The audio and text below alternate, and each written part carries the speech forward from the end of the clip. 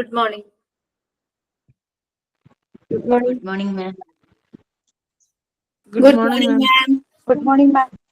Morning. Good morning, ma'am. Good morning, ma'am. Good ഞാൻ morning. Shirley. ഞാനാണ് ഇന്ന് പ്രയർ ചൊല്ലുന്നത്. Oh, okay, please. Good morning, ma'am. ചൊല്ലട്ടെ ma'am. Yes, please. അഖിലാണ്ട മണ്ഡല മണിയിച്ചൊരുക്കി അതിനുള്ളിൽ ആനന്ദ ദീപം കൊളുത്തി പരമാണു പൊരുളിലും സ്ഫുരണമായി മിന്നും പരമപ്രകാശമേ ശരണം നീ നിത്യം. സുരഗോള ലക്ഷങ്ങൾ അണിയിട്ടു നിർത്തി അവികല സൗഹൃദ ബന്ധം പുലർത്തി അതിനൊക്കെ ആധാര സൂത്രമീണക്കി കുടികൊള്ളും സത്യമേ ശരണം നീ എന്നും. ദുരിതങ്ങൾ കൂത്താടുമുലകത്തിൽ നിന്റെ പരിപൂർണ തേജസ്സു വിളയാടി കാൺമാൻ ഒരു ജാതി ഒരു മതം ഒരു ദൈവമേവം പരിശുദ്ധ വേദാന്തം സഫലമായി തീരാൻ. Thank you ma'am. Good morning, ma'am. Good morning, Jolie. Okay. Okay, fine. What's next? Like signing thought for the day. ഇന്ന് സ്കൂൾ റീ ഓപ്പണിംഗ് ആയതുകൊണ്ടായിരിക്കും അല്ലെ, കുറെ പേരൊന്നും ഇല്ല. വർക്ക് ചെയ്യുന്നവരുണ്ടെന്ന് തോന്നുന്നു സ്കൂളുകളിൽ.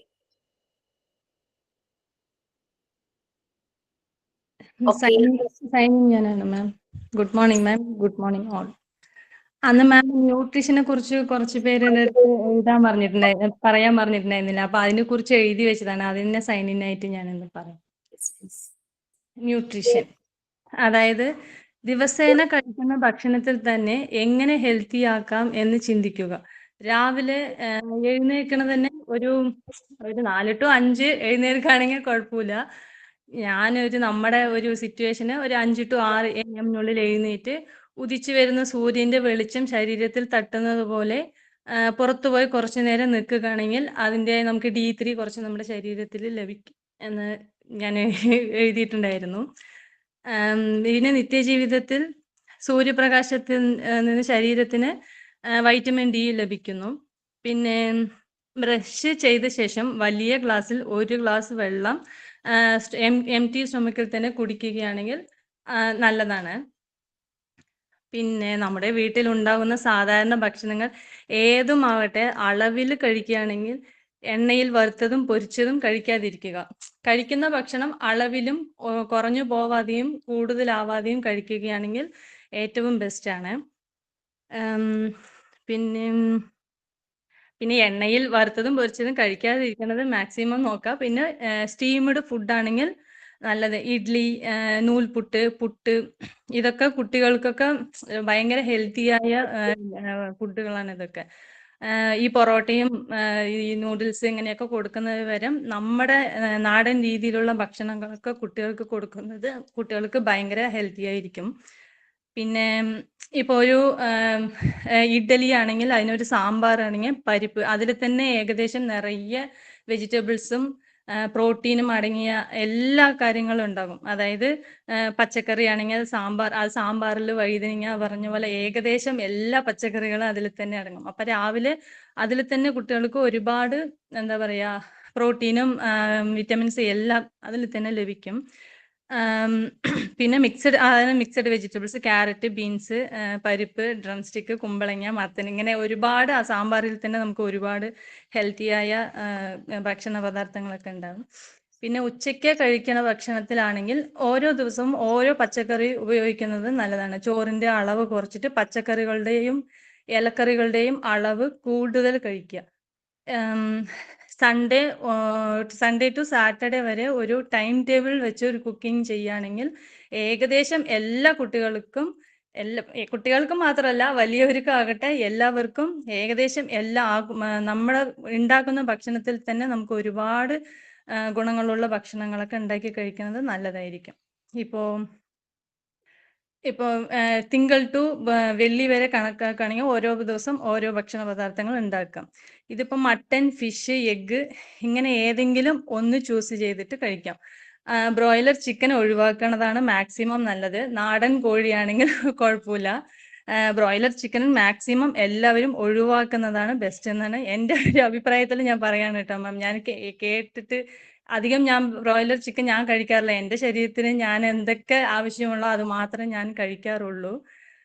പിന്നെ മൺഡേ ഇലക്കറികളാണെങ്കിൽ ചൊവ്വ പയറുവർഗ്ഗങ്ങൾ, ബുധനാഴ്ച പച്ചക്കറി മറ്റേതെങ്കിലും പച്ചക്കറികൾ, വ്യാഴാഴ്ച ആണെങ്കിൽ കിഴങ്ങ് വർഗ്ഗങ്ങൾ, വെള്ളിയാഴ്ച ആണെങ്കിൽ അഗൈൻ അത് റൊട്ടീനായിട്ട് ഓരോ ദിവസം ഓരോതുപോലെ കഴിക്കുന്നത് നല്ലതാണ്. പിന്നെ വിറ്റമിൻസും പ്രോട്ടീൻസും ഒക്കെ ഇതിൽ തന്നെ കിട്ടാറുണ്ട്.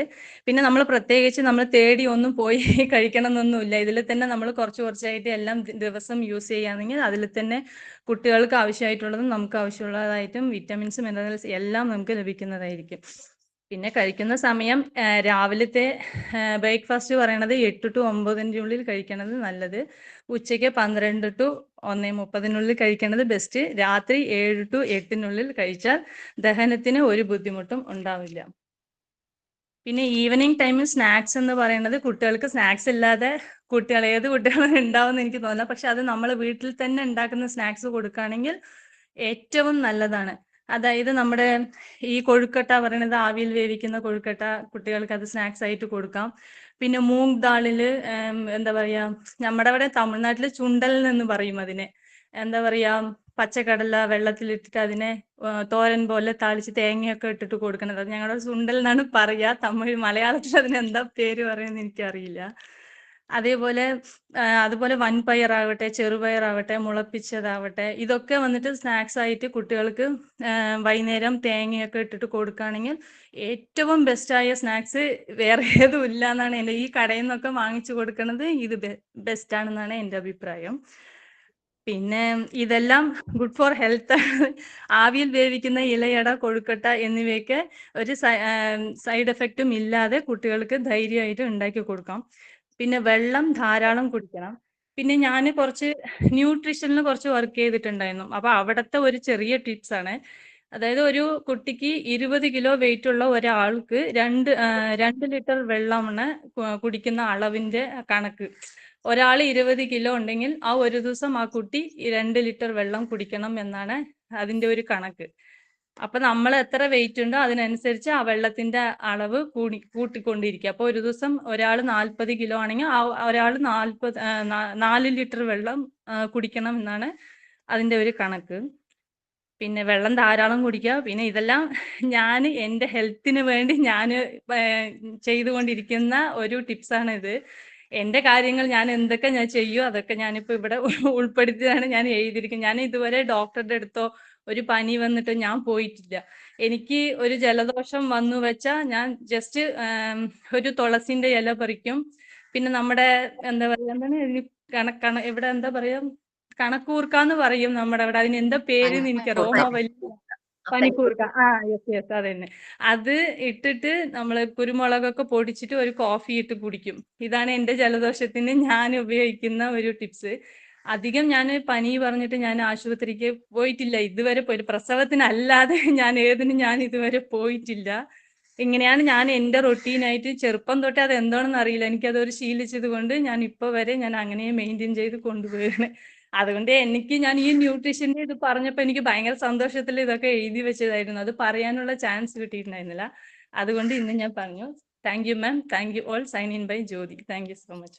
Okay, thank you so Jyoti. Actually, right time, because I need this type of support from all of you, because I'm suffering from this stone. Last week I was very tired and I was just I suffered a lot. That's it. Okay. And just now I came back from having my CT scan, because the stone made solid, no? Length, breadth, height, 3 dimensions are there. So after doing the CT scan only we can finalize the actual measurement of that stone. Anyway, I learned a lesson and I suffered a lot, because when I get into this class at 10:30, I have one bottle water is here, but I won't take the water bottle in between the class. That is the main problem I had done.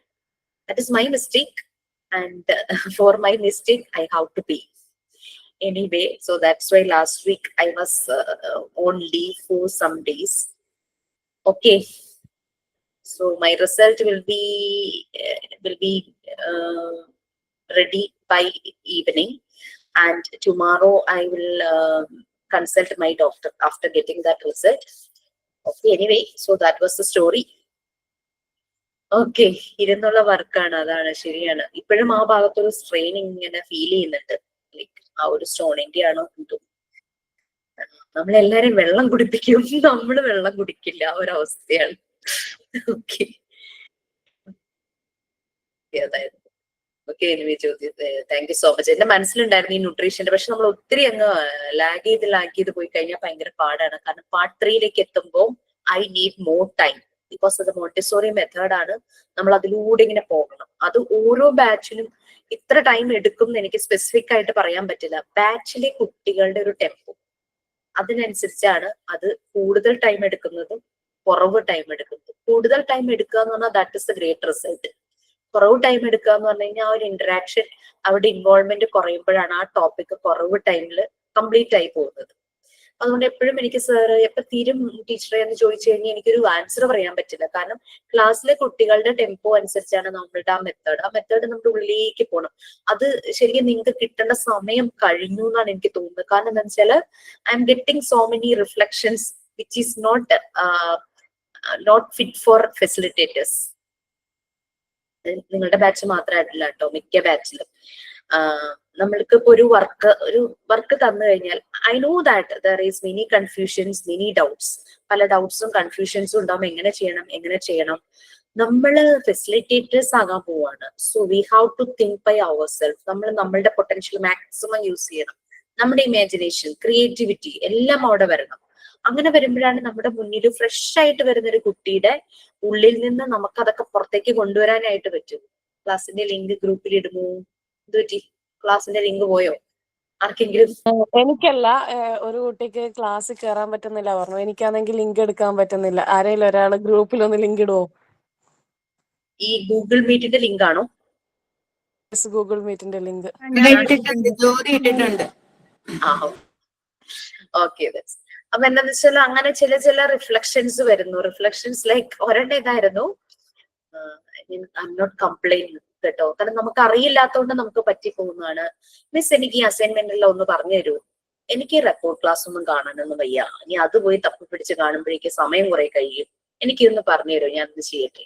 അങ്ങനെ personally ഓരോരുത്തർ ചോദിച്ചു വരുമ്പോഴേക്കും ഞാൻ ആകെ പെട്ടുപോകും അല്ലെ. അപ്പൊ ഞാൻ എഴുതി പ്ലീസ് വാച്ച് റെക്കോർഡ് ക്ലാസ്. കാരണം റെക്കോർഡ് ക്ലാസ് കാണാന്ന് പറഞ്ഞു കഴിഞ്ഞാല് ചില ക്ലാസ്സിലൊക്കെ ഭയങ്കര റിസോഴ്സ്ഫുൾ ആണ്. നിങ്ങളുടെ ഇന്ററാക്ഷൻ, നോട്ട് മൈൻഡ്. ഓക്കെ, ഞങ്ങളുടെ അല്ല, നിങ്ങൾ പറയുന്ന ഇൻഫർമേഷൻ. ഇപ്പൊ ജ്യോതി ഷെയർ ചെയ്തത്, ഈ ഒരു റെക്കോർഡ് ക്ലാസ് കാണാത്ത ഒരു കുട്ടിക്ക് അത് മുഴുവൻ നഷ്ടാവും. അവിടെ ലോസ് സംഭവിക്കും. അതുകൊണ്ട് റെക്കോർഡ് ക്ലാസ് ദയവ് ചെയ്ത് കാണും. പിന്നെ ഞാൻ പറഞ്ഞു, ഇനിയിപ്പം അസൈൻമെന്റ് എഴുതുന്ന ഡീറ്റെയിൽസ് മനസ്സിലായെങ്കിൽ just consult with your friends. അവരുമായിട്ടൊന്ന് കൺസൾട്ട് ചെയ്യാം. ഞാൻ എല്ലാവർക്കും തുടങ്ങി Z വരെയുള്ള കുട്ടികൾ എന്നോട് അസൈൻമെന്റ് എങ്ങനെയായിരുന്നു എന്ന് പറഞ്ഞുതരാമോ? ആ ഒരു ചോദ്യമായിരുന്നു എനിക്ക് ഭയങ്കരമായിട്ട് തന്നെ. അതാ ഇത് I have to do it by myself എന്നുള്ളത് വരാത്തോണ്ടാണ് അങ്ങനെ എന്നോട് ചോദിച്ചത്. ആ ഒരു ക്ലാസ്സിൽ കയറാത്തതിന്റെ ഒക്കെ ബുദ്ധിമുട്ട്. എന്നോട് പുതിയ ബാച്ചോ ആരോ എന്തെനിക്ക് അറിയില്ല. പിന്നെ ഒരു ചോദ്യം വന്നത്, എനിക്ക് വന്ന ചോദ്യമല്ല, ജയദേവ് സാറിന് വന്ന ഒരു മെസ്സേജാണ്. എനിക്കും അസൈൻമെന്റിന് 10 മാർക്ക് കിട്ടി. ഞാൻ നല്ല എഫേർട്ട് എടുത്ത് എഴുതി, എനിക്ക് കിട്ടി. എഫേർട്ട് എടുക്കാതെ എഴുതി ഒരാൾക്കും കിട്ടി 10 മാർക്ക്. എനിക്ക് കിട്ടിയ I am okay, not that much happy. But എനിക്ക് ഒട്ടും എഫേർട്ട് അത് എഴുതിയ ആൾക്കും ഫുൾ മാർക്ക് കിട്ടി. അതെന്താ അങ്ങനെ? ഇതിനൊരു ക്രൈറ്റീരിയ ഇല്ലേ? That was the question. എനിക്ക് മാർക്ക് പോയി എന്ന് പറഞ്ഞു കഴിഞ്ഞാൽ ഓക്കെ, ആൾക്കൊരു വിഷമം വന്നു, മാർക്ക് പോയി. എനിക്ക് കിട്ടി, ഞാൻ 4-5 പേജ് എഴുതി. ഒരു പേജ് എഴുതിയ ആൾക്കും അതേ മാർക്ക് തന്നെ കിട്ടി. ഇറ്റ്സ് നോട്ട് ലൈക്ക് അസൂയ. ലൈക്ക് ആകെ ഒരു ഇതിനൊരു മാനദണ്ഡം നമ്മൾ വെക്കുന്നില്ലേ? അതായിരുന്നു ഒരു ക്വസ്റ്റ്യൻ വന്നത്. നിങ്ങൾ എങ്ങനെയൊക്കെ അസൈൻമെന്റ് എഴുതിയാലും ഈ മാർക്ക് എന്ന് പറഞ്ഞു കഴിഞ്ഞാൽ നമ്മളൊരു കോഴ്സ് ചെയ്യുവാണ്, അതിനൊരു ക്രൈറ്റീരിയ ഉണ്ട്, അതിനൊരു സർട്ടിഫിക്കറ്റ് ഉണ്ട്, അതിനൊരു മാർക്ക് ലിസ്റ്റ് ഉണ്ട്. അതുകൊണ്ടാണ് മാർക്ക് വരുന്നത്. Montessori method has no points, no grades, no marks, no rewards, no punishment. നമ്മൾ പരസ്പരം ഗിഫ്റ്റ് പോലും കൊടുക്കരുതെന്ന, നോ റിവാർഡ്സ്, നോ പണിഷ്മെന്റ്. ഇതാണ് മോണ്ടിസോറി മെത്തേഡ്. പക്ഷെ നമ്മളൊരു ഇൻസ്റ്റിറ്റ്യൂട്ട് എന്ന് പറയുമ്പം അവർക്ക് റിസൾട്ട് കാണിക്കണം. പിന്നെ അതുമല്ല, നിങ്ങളൊരു കോഴ്സ് ചെയ്തു എന്നുള്ളതിനൊരു ഫുൾ പ്രൂഫ് വേണം അല്ലെ? യെസ്, നമുക്കൊരു പ്രൂഫ് വേണം. നമ്മൾ കോഴ്സ് നല്ലതായിട്ട് കംപ്ലീറ്റ് ചെയ്തു, സർട്ടിഫിക്കറ്റ് വേണം, അപ്പൊ ഒരു മാർക്ക് ലിസ്റ്റും വേണം. അതുകൊണ്ടാണ് നമ്മൾ ചെയ്യിക്കുന്നത്. പിന്നെ അസൈൻമെന്റ് ചെയ്യിക്കുന്നതിന്റെ ഉദ്ദേശം നിങ്ങൾക്ക് മാർക്ക് കിട്ടാനോ ഞങ്ങൾക്ക് നിങ്ങളെ വാല്യൂ ചെയ്യാനല്ല. It's for yourself. കാരണം നമ്മളുടെ ഉള്ളിൽ നിന്ന് നമ്മൾ അത് അനലൈസ് ചെയ്യുവാണ് ആ ഒരു ക്വസ്റ്റ്യന്റെ. ഇപ്പോ ഹെൽത്ത് റിലേറ്റഡ് ഫ്രേസസ് എഴുതാൻ പറയുമ്പോൾ നിങ്ങൾ ഹെൽത്തിനെ പറ്റി കൂടുതൽ നിങ്ങൾ മനസ്സിലാക്കും, കൂടുതൽ നിങ്ങൾ നോക്കി വായിച്ചെടുക്കും. പിന്നെ 10 ഇൻഡിവിജ്വൽസിനെ കാണൂ ഹെൽത്തി ആയി. അത് നിങ്ങൾക്ക് തന്നിട്ടുണ്ടോ എന്ന് എനിക്കറിയില്ല കേട്ടോ ആ ഒരു അസൈൻമെന്റ്. എന്ന് വെച്ചാൽ നമ്മൾ 10 ആളുകളുടെ ലൈഫ് സ്റ്റൈൽ മനസ്സിലാക്കുവാണ്. സോ നമ്മൾക്ക് ഇന്റർവെൻഷൻ നടത്താൻ പറ്റുവാണെങ്കിൽ നമുക്കത് പറഞ്ഞു കൊടുക്കും. ഇപ്പൊ ജ്യോതിയുടെ ഹെൽത്തി ലൈഫ് സ്റ്റൈല് പറഞ്ഞപ്പം നമുക്ക് ജ്യോതിയെ ഫോളോ ചെയ്യാൻ തോന്നി അല്ലെ? യെസ്, ജ്യോതി പറയുന്നത് കറക്റ്റ് ആണ്, ഞാനും ഇനി മുതൽ അങ്ങനെ ചെയ്യണം, അങ്ങനെ എത്രയും വെള്ളം കുടിക്കണം, എന്റെ വെയിറ്റിനനുസരിച്ചുള്ള, എന്റെ ആരോഗ്യത്തിനനുസരിച്ച്, എന്റെ ഏജിനനുസരിച്ചുള്ള ഫിസിക്കൽ ഫിറ്റ്നസിന് വേണ്ടിയിട്ടുള്ള എക്സസൈസസ് ഞാൻ ഫോളോ ചെയ്യണം, ഞാൻ ടൈംലി സ്ലീപ്പ്, ടൈംലി ഫുഡ്, ഇതൊക്കെ ഞാൻ നോക്കണം, എന്റെ കുട്ടികൾക്ക്, എന്റെ ഫാമിലിക്ക്, എന്റെ ലൗഡ് വൺസിന് ഞാൻ നല്ല നല്ല ഫുഡ് ഉണ്ടാക്കി കൊടുക്കണം. അപ്പൊ അങ്ങനെ നമ്മള് വേറൊരാളെ ഫോളോ ചെയ്യാനായിട്ട് നമ്മൾ അപ്പൊ നമ്മൾ 10 പേരുടെ അടുത്ത് നിന്ന് നമ്മള് അത് ഞാൻ ഇത് കൊടുത്ത അസൈൻമെന്റ് കൊടുത്തപ്പോ ഞാൻ അവരോട് പറഞ്ഞിരുന്നു, നിങ്ങൾ പല ഏജില് പല സോഷ്യൽ സ്റ്റാറ്റസിൽ ജീവിക്കുന്നവരെ അപ്രോച്ച് ചെയ്തിട്ട് ഈ സർവേ ചെയ്യാൻ പറഞ്ഞു. ഇത് 10 പേരെ നിങ്ങൾക്ക് തന്നിട്ടില്ല അല്ലെ അസൈൻമെന്റ്? നിങ്ങൾക്ക് ടോപ്പിക് ഞാനല്ല എടുത്തത്, അതുകൊണ്ടാണ്. ഫസ്റ്റ് യൂണിറ്റ് ഒക്കെയാണ്, ഹെൽത്ത്, ഹൈജീൻ, അതിലുണ്ടായ ഒരു ക്വസ്റ്റ്യൻ ആണ്. ഞാൻ വേണമെങ്കിൽ ഷെയർ ചെയ്യാം, നിങ്ങൾക്ക് ഈസി ആയിട്ട് ചെയ്യാൻ പറ്റുന്നതാണ്. നമ്മുടെ ആ ഒരു സർവേ ആണെങ്കിലും നിങ്ങൾ അസൈൻമെന്റ് ആയിട്ട് സബ്മിറ്റ് ചെയ്യണമായിരുന്നു. സർവേ എന്ന് പറയാൻ കാരണം 10 പേരെ നമ്മൾ മീറ്റ് ചെയ്യാണല്ലോ. നമ്മൾ അവരോട് ഹെൽത്ത് എന്നുള്ളത് കൊണ്ട് നിങ്ങൾ എന്താണ് ഉദ്ദേശിക്കുന്നത്, ഈ 10 പേരും 10 ആൻസർ പറയും. യങ്സ്റ്റേഴ്സിന് ഒരു ആൻസർ ആയിരിക്കും, അഡോളസൻസ് ആ ഗ്രൂപ്പിലുള്ളവർക്ക് ഒരു ആൻസർ ആയിരിക്കും, അമ്മമാർക്ക് ഒരു ആൻസർ ആയിരിക്കും, അതുപോലെ ഏജ്ഡ് ആയിട്ടുള്ളവർക്ക് 60+ ക്രോണിക് ഇൽനെസ് ഒക്കെ ഉള്ളവര്, അതായത് ഡയബറ്റിക്, പ്രഷർ, അങ്ങനെയൊക്കെയുള്ള ഒരു ഹെൽത്തിനെ കുറിച്ച് അവർക്ക് വേറൊരു അഭിപ്രായമായിരിക്കും. നമുക്ക് പല സോഷ്യൽ സ്റ്റാറ്റസ്, പല ഏജ് കാറ്റഗറിയിലുള്ളവരുടെ കളക്ട് ചെയ്യുമ്പോൾ നമുക്ക് അതിനനുസരിച്ച് ഒരു ആൻസർ ഹെൽത്തിന് കിട്ടും. 10 പേര് വേണം, മിനിമം ആണ് കേട്ടോ 10, എത്ര വേണമെങ്കിലും നിങ്ങൾക്ക് കളക്ട് ചെയ്യാം. ഈ 10 പേരോട് തന്നെ രണ്ടാമതൊരു ക്വസ്റ്റ്യൻ ചോദിക്കാം, ഹെൽത്തി ആയിരിക്കാനായിട്ട് നിങ്ങൾ എന്തൊക്കെയാണ് ചെയ്യുന്നത്? ഇപ്പൊ ജ്യോതി എക്സാമ്പിൾ വെച്ച് കഴിഞ്ഞാൽ ജ്യോതി പറഞ്ഞു, ജ്യോതി ഹെൽത്തി ആയിരിക്കാൻ എന്തൊക്കെയാണ് ചെയ്യുന്നത് എന്നുള്ള കാര്യം. അപ്പൊ ഹെൽത്തി ആയിരിക്കാൻ നിങ്ങൾ എന്തൊക്കെ ചെയ്യുന്നു? അപ്പൊ ആ 10 പേർക്കും 10 ആൻസർ. 60 വയസ്സുള്ള പറയുന്നതായിരിക്കില്ല 16 വയസ്സുകാരൻ പറയുന്നത്, അല്ലെങ്കിൽ 26 വയസ്സുകാരൻ, 30 വയസ്സുകാരൻ പറയുന്നത്, ഒരു ലേഡി പറയുന്നതായിരിക്കില്ല ഒരു മെയില് പറയുന്നത്. അങ്ങനെ ഡിഫറൻസ് ഉണ്ടാവും. ഓക്കെ, അപ്പൊ അതിനനുസരിച്ച് ഡേറ്റ കളക്ട് ചെയ്തിട്ട് നമ്മളുടെ അസൈൻമെന്റ് എന്ന് പറഞ്ഞു കഴിഞ്ഞാല് ഹെൽത്തിന് നല്ലൊരു ഡെഫിനേഷൻ എഴുതുക, ഹെൽത്തി ആയിരിക്കാനുള്ള സ്റ്റെപ്സ് അതും എഴുതുക. അത് ഇവര് പറഞ്ഞ ഡേറ്റാസ് വെച്ചിനെ ബേസ് ചെയ്തിട്ട് വേണം എഴുതാൻ. അതായിരുന്നു സർവേ. അങ്ങനെ പല പല ക്വസ്റ്റ്യൻസ് കൊടുത്തു. ഇതിന്റെ അർത്ഥം അത് നമുക്കത് ചെയ്ത് മാർക്ക് വാങ്ങാനല്ല, നമുക്ക് മനസ്സിലാകുന്നു ആളുകളുടെ ഹെൽത്തി ലൈഫ് സ്റ്റൈൽ, അവർ ഹെൽത്തി ആയിരിക്കാൻ എന്തൊക്കെ ചെയ്യുന്നു, ഓരോ സോഷ്യൽ സ്റ്റാറ്റസിലുള്ള ആൾക്കാർ എങ്ങനെയാണ് അവരുടെ ഹെൽത്തിനെ നോക്കിക്കാണുന്നത്, എനിക്കതിൽ നിന്ന് എന്തൊക്കെ പഠിക്കാം, ഇതൊക്കെ അറിയാൻ വേണ്ടിയിട്ടാണ് ഞാൻ അസൈൻമെന്റ് തരുന്നത്. ഓക്കെ, അപ്പം അല്ലാതെ മാർക്ക് വാങ്ങാനോ ഇതിൽ ആർക്കാ കൂടുതൽ പോയിന്റ്സ് എഴുതിയേക്കുന്നത് ഒന്നും നോക്കാനല്ല. അപ്പൊ ഇറ്റ്സ് ഫോർ യു പീപ്പിൾ ആ അസൈൻമെന്റ്. അപ്പൊ ചോദിച്ചത് കാരണം കൊണ്ടല്ല, കാരണം ഞാൻ ഇത്രയും കഷ്ടപ്പെട്ട് എഴുതിയിട്ട് എനിക്കും 10 മാർക്ക് കിട്ടി, എന്തൊക്കെയോ എഴുതി വെച്ച ആൾക്കും 10 മാർക്ക് കിട്ടി. ആ ഒരു ഇത് ചിലപ്പം വല്ലാതെ ഹേർട്ട് ചെയ്തിട്ടുണ്ടാകും. I feel very sorry for that. അപ്പൊ അങ്ങനെ ഒരു കേസ് വന്നു. പിന്നെ ഞാൻ കൊടുത്തിരുന്ന ഒരു ക്വസ്റ്റ്യൻ, ഞാൻ തരുന്ന ക്വസ്റ്റ്യൻസ് കണ്ടാൽ നിങ്ങൾക്ക് മനസ്സിലാകും ഇത് ചുമ്മാ എന്തെങ്കിലും എഴുതി വെച്ചിട്ട് മാർക്ക് വാങ്ങാനുള്ളതല്ലാന്ന്. ഇത് തന്നിട്ടുണ്ടായിരുന്നു, the remote control of your happiness is in your hand. തന്നിട്ടുണ്ടായിരുന്നു. അതിപ്പോ എന്നോട് ഇപ്പോ ഒരാൾ ചോദിച്ചു കഴിഞ്ഞാൽ യെസ്, റിമോട്ട്, എന്റെ ഹാപ്പിനെസിന്റെ റിമോട്ട്, ഞാൻ ചിലപ്പോൾ ഒരു സെന്റൻസിലായിരിക്കും എഴുതി വെക്കുന്നത്, എന്റെ കയ്യിൽ തന്നെയാണ്, ഞാൻ അത് വേറെ ആർക്കും കൊടുക്കില്ല, ഞാനാണ് തീരുമാനിക്കുന്നത് എന്റെ സന്തോഷവും സങ്കടവും എല്ലാ കാര്യവും. വേറൊരാൾ എഴുതും. ഈ ഒരു സ്റ്റേറ്റ്മെന്റ് കേട്ടപ്പോഴാണ് ഞാൻ ഇതിനെപ്പറ്റി ചിന്തിച്ചത്. ഇന്നലെ വരെ എന്റെ ഹാപ്പിനെസിന്റെ റിമോട്ട് കൺട്രോൾ വേറെ ആളുടെ കയ്യിലായിരുന്നു, ഇന്ന് തുടങ്ങി ഞാൻ ആർക്കും കൊടുക്കും. ഒരാൾ എഴുതിയപ്പോ എല്ലാരും അവരുടെ വ്യൂസ് ആണ്, നിങ്ങളുടെ പെർസ്പെക്റ്റീവ്, നിങ്ങളുടെ വ്യൂസ് ആണ് അതിൽ വരേണ്ടത്. അപ്പൊ ഇങ്ങനെയും കുറച്ച് കാര്യങ്ങളുണ്ട്. അപ്പൊ നമുക്ക് ആ ഒരു റിഫ്ലക്ഷൻ, ആ ഒരു ലൈറ്റ്, മോണ്ടിസോറിയുടെ ആ ഒരു ലൈറ്റ് നമ്മുടെ ഉള്ളിലേക്ക് എത്താനായിട്ട് ഇച്ചിരി ഡിലേ ആയിപ്പോയി. നിങ്ങൾ ശരിക്കും ഡിലേയിലാണ്. അപ്പൊ അതാണ് പറ്റിപ്പോയത്. കാരണം ഇത് ബാച്ച് 7, നിങ്ങളുടെ തൊട്ട് മുമ്പിലെ ബാച്ച് അത് ആ മെത്തേഡിലേക്ക് എത്തിക്കഴിഞ്ഞു.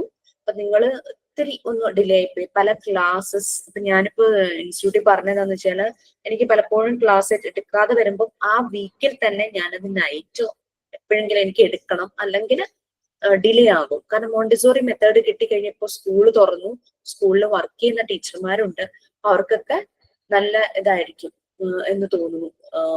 അവർക്കെന്ന് മാത്രമല്ല എല്ലാവർക്കും കേട്ടോ, നമുക്ക് എല്ലാവർക്കും തന്നെ നല്ലതായിട്ട് അത് മാറുമായിരിക്കും. എനിക്കിത് ജയദേവ് സാർ ഒരു കുട്ടിയുടെ വോയിസ് ഇങ്ങനെ അയച്ചു തന്നതാ. അപ്പൊ എനിക്കും വിഷമം തോന്നി. എനിക്ക് സാറിന് അത് ആരാന്നും മനസ്സിലായില്ല, എനിക്കും ഇത് ആരാന്നും മനസ്സിലാവണുണ്ടായില്ലായിരുന്നു. ആ വോയിസിൽ തന്നെ ആളുടെ വിഷമം നല്ല പോലെയാണ്. വിഷമം കൊണ്ടാട്ടോ ആള് അത് എഴുതിയത്. അപ്പൊ ഞാനൊന്നും ചെയ്യുന്നതിന് ഒരു വാല്യൂ ഇല്ലേ എന്നുള്ള ആ ഒരു ഫീൽ ആയിരുന്നു. Yes, really I do appreciate and I do respect and I do love you all of you. ഒരാള് ആണ് വലിയത്, അങ്ങനെ ഇങ്ങനെയല്ല. എനിക്ക് ശരിക്കും രസ്ന അന്ന് ഇങ്ങനെ ഈ റെക്കോർഡ് എഴുതാൻ വേണ്ടിയിട്ട് AI-യിൽ നിന്ന് എനിക്ക് നിങ്ങളുടെ ബാച്ചിലെ പേര് തുറന്നു പറയണോണ്ട് സ്വാതന്ത്ര്യം ഉള്ളതുകൊണ്ടാട്ടോ പറയുന്നേ. കാരണം AI-യോട് ചോദിച്ചു, പിക്ചർ ചോദിച്ചപ്പോ എനിക്ക് ഭയങ്കര വിഷമം വന്നു ആക്ച്വലി പറഞ്ഞു കഴിഞ്ഞാല്. എന്നുവെച്ചാൽ നമ്മുടെ ഇമാജിനേഷൻ ക്രിയേറ്റിവിറ്റിയാണ്. എവറിത്തിങ് AI ഗൂഗിൾ ചെയ്യുവാണെങ്കിൽ നമുക്ക് റെഫറൻസ് എടുക്കാം. ബട്ട് നമ്മള് രസനക്കൊക്കെ എന്ന് വെച്ചാൽ നല്ല പൊട്ടൻഷ്യൽ ഉള്ള കുട്ടിയാണ്. എല്ലാവർക്കും ഓരോ രീതിയിലുള്ള പൊട്ടൻഷ്യൽ ഉണ്ട്. അപ്പൊ അത് പുറത്തേക്ക് വരാതെ ബ്ലോക്ക് ആയി പോവും. നമ്മളിങ്ങനെ ഈ എക്സ്റ്റേണൽ ചിലതിന്റെയൊക്കെ ഒരു സപ്പോർട്ട് എടുത്തു കഴിഞ്ഞാല്, അത് AI ആയാലും ശരി, ഗൂഗിൾ ആയാലും ശരി, നമുക്ക് നോക്കാം. നമുക്കിപ്പോ എല്ലാ ടെക്സ്റ്റുകളും നമുക്ക് വാങ്ങിക്കാൻ പറ്റില്ല, ഭയങ്കര കോസ്റ്റ്ലി ആണല്ലേ. അപ്പൊ ചില ടോപ്പിക് വരുമ്പോഴേക്കും നമ്മൾ ഗൂഗിൾ ചെയ്ത് അതിനെ കുറിച്ച് കൂടുതൽ ഡീറ്റെയിൽസ് മനസ്സിലാക്കിയെടുക്കും. അതെന്ന് പറഞ്ഞാൽ നമ്മുടെ ഇൻഫർമേഷൻ നമ്മൾ ഒന്നുകൂടെ കൂട്ടി നമ്മൾ നോളജ് കൂട്ടുവാണ്. അല്ലാതെ അവിടെ നമ്മൾ മടിയായതുകൊണ്ടോ അല്ല. രസം വേറൊന്നും അല്ല വിചാരിച്ചത്. ഒരു സ്റ്റോറി എന്ന് പറയുമ്പോൾ അതിന് ആപ്റ്റ് ആയിട്ട് കുട്ടികൾക്ക് ഇഷ്ടപ്പെടുന്ന രീതിയിൽ, കാരണം എന്റെ ഇഷ്ടത്തിന് ഞാനൊരു പിക്ചർ എടുത്തു കഴിഞ്ഞാൽ ഒരു പക്ഷേ അത് ആപ്റ്റ് ആയില്ലെങ്കിലോ എന്ന് വിചാരിച്ചിട്ട് ആ കുട്ടി അങ്ങനെ ചെയ്തത്. അപ്പൊ കഴിഞ്ഞ ദിവസം വൈവയ്ക്ക് 4th ബാച്ചിന്റെ വൈവ നടക്കുവാണ്. ഒരു ടീച്ചിങ് പ്രാക്ടീസിന് പോയപ്പോ കുട്ടികൾക്ക് നമ്മുടെ ഈ റെക്കോർഡ് ബുക്കിൽ സ്റ്റോറി എഴുതണമല്ലോ. ആ ഞാൻ ചോദിച്ചു, അതിൽ നിന്നൊരു സ്റ്റോറിയുടെ കണ്ടന്റ് ഒന്ന് പറയാമെന്ന് ചോദിച്ചു. ഒരു സ്റ്റോറി പറഞ്ഞു. സ്റ്റോറി ഇച്ചിരി മെച്യൂർ സ്റ്റോറി. അപ്പൊ എന്നോട് ആള് പറയുകയും ചെയ്തു, ഞാൻ എന്തോ എന്റെ ഏജിനനുസരിച്ചാണ് എനിക്ക് ആ സ്റ്റോറി വന്നത്. ശരിക്കും കുട്ടികൾക്ക് എന്നുള്ള രീതിയിലേക്ക് ആക്കാനായിട്ട് പറ്റുന്നില്ല ആളുടെ ഒരു ചിന്താഗതി അനുസരിച്ചുള്ള ഒരു സ്റ്റോറിയുടെ കൺസെപ്റ്റ് ആണ്. പക്ഷെ നല്ല സ്റ്റോറി ആയിരുന്നു, നല്ലൊരു മെസ്സേജ് അതിലുണ്ടായിരുന്നു. പുള്ളിക്കാരി ഭയങ്കര ഇമോഷണൽ ആയിട്ട് പറഞ്ഞത് എന്താണെന്നറിയോ? ആ സ്റ്റോറി ഒരു ഗവൺമെന്റ് സ്കൂളിലാണ് ടീച്ചിങ് പ്രാക്ടീസ് ചെയ്തത്. അവിടുത്തെ കുട്ടികൾക്ക് പറഞ്ഞു കൊടുത്തത് ഡൗട്ട്ഫുൾ ആയിട്ടാ പറഞ്ഞു കൊടുത്തത്. കാരണം ഇത് കുട്ടികൾക്ക് ഡൈജസ്റ്റ് ആവുമോ? കൊച്ചു കുട്ടികളല്ലേ, അവർക്ക് ആമയുടെയും മുയലിന്റെയും അണ്ണാന്റെയും സിംഹത്തിന്റെ ഒക്കെ കഥ അങ്ങനെയുള്ളതായിരിക്കും ഇഷ്ടപ്പെടുക. ഇത് ഒരു കുട്ടി അവൻ മുത്തശ്ശനെ പറ്റിച്ച ഒരു കഥയാണ്. ലാസ്റ്റ് അവൻ അതിൽ റിഗ്രറ്റ് ചെയ്യുന്ന ഒരു കഥയായിരുന്നു അത്. അവൻ അവന്റെ മുത്തശ്ശനെ പറ്റിച്ച് പല കാര്യങ്ങളും ചെയ്യുന്നു. മുത്തശ്ശൻ കബളിക്കപ്പെടുകയാണ്, അങ്ങനെ എന്തോ ചീറ്റ് ചെയ്തിട്ട് എന്തോ ചെയ്യുന്നു. പക്ഷെ ഇവനെ ലാസ്റ്റ് ഒരു ഗിൽറ്റി ഫീലിംഗ് വന്ന് ഇവനത് ഏറ്റുപറയുന്നു. അങ്ങനെ എന്തോ ആണ് സ്റ്റോറി. അപ്പൊ ഈ കഥ കുട്ടികൾക്ക് ഡൈജസ്റ്റ് ആകുമോ എന്ന് സംശയം ഉണ്ടായിരുന്നു എന്ന് പറഞ്ഞു. പക്ഷെ എനിക്ക് തോന്നുന്നു 20 days എങ്ങാണ്ടും അവിടെ ടീച്ചിങ് പ്രാക്ടീസ് ചെയ്തു. ഈ കഥ ആദ്യം പറഞ്ഞ അന്ന് തുടങ്ങി അവിടെ നിന്ന് പോകുന്നവരെ എല്ലാ ദിവസവും കുട്ടികള് ആ കഥ എന്ന് പറഞ്ഞു തരൂ എന്ന് പറഞ്ഞ് പറയായിരുന്നു. ആളുടെ കണ്ണീന്നൊക്കെ ഇങ്ങനെ വെള്ളം വരുമായിരുന്നു. കാരണം സന്തോഷം കൊണ്ടോ ഇമോഷൻസ് കൂടിയതുകൊണ്ട് പറയായിരുന്നു. എനിക്ക് ഭയങ്കര ഒരു ഹാപ്പിനെസ് തോന്നിയ ഒരു സമയങ്ങളായിരുന്നു അതെന്ന് ഇങ്ങനെ പറഞ്ഞു. ആ സ്കൂളിലേക്ക് തന്നെ ആളെ വിളിച്ചു എന്ന് തോന്നുന്നു, അവിടെ വർക്ക് ചെയ്യാമോ എന്ന് ചോദിച്ചിട്ട്. അങ്ങനെ കുറച്ച് കാര്യങ്ങൾ. നമുക്കറിയാം we all have many personal issues, many up and downs. നിങ്ങൾക്ക് പറഞ്ഞ വർക്കുകൾ സമയത്ത് ചെയ്യാൻ പറ്റില്ല. ചിലപ്പോൾ വർക്കുകൾ ചെയ്താലും ചിലര് വീട്ടിൽ അറിയാണ്ടായിരിക്കും പല കാര്യങ്ങളും പഠിക്കുന്നതും വർക്കൊക്കെ ചെയ്യുന്നതും. പിന്നെ ലൈഫ് പാർട്ട്ണറുമായിട്ട് എന്തെങ്കിലും ഇഷ്യൂസ് ഉണ്ടാവുമ്പോൾ എനിക്ക് അങ്ങനെ പരിചയമുള്ള ഒരു പാസ് ഔട്ട് ആയതാണേ. നല്ലപോലെ റെക്കോർഡൊക്കെ എഴുതി ഹസ്ബൻഡ് ആൻഡ് വൈഫ് തമ്മിൽ ചെറിയ ഒരു സൗന്ദര്യപ്പിണകം അങ്ങനെ വന്ന് ഇത്തിരി കൂടി പോയപ്പോ ഹസ്ബൻഡ് അതെടുത്ത് തോട്ടിലേക്ക് എറിഞ്ഞു, റെക്കോർഡൊക്കെ എടുത്ത് തോട്ടിലേക്ക് എറിഞ്ഞു. വൈവേ ആകാൻ സമയം അടുത്തും വരുന്നു. അങ്ങനെ പിന്നെ ഹസ്ബൻഡിന് പിന്നെ വീണ്ടും ഇഷ്ടം കൂടിയപ്പോ വീണ്ടും റെക്കോർഡ് വാങ്ങിച്ചു കൊടുത്തു, വീണ്ടും കഷീറ്റിനെ എഴുതാൻ തുടങ്ങി. അങ്ങനെയൊക്കെയുള്ള കുറെ കഥകളൊക്കെ ഉണ്ട്.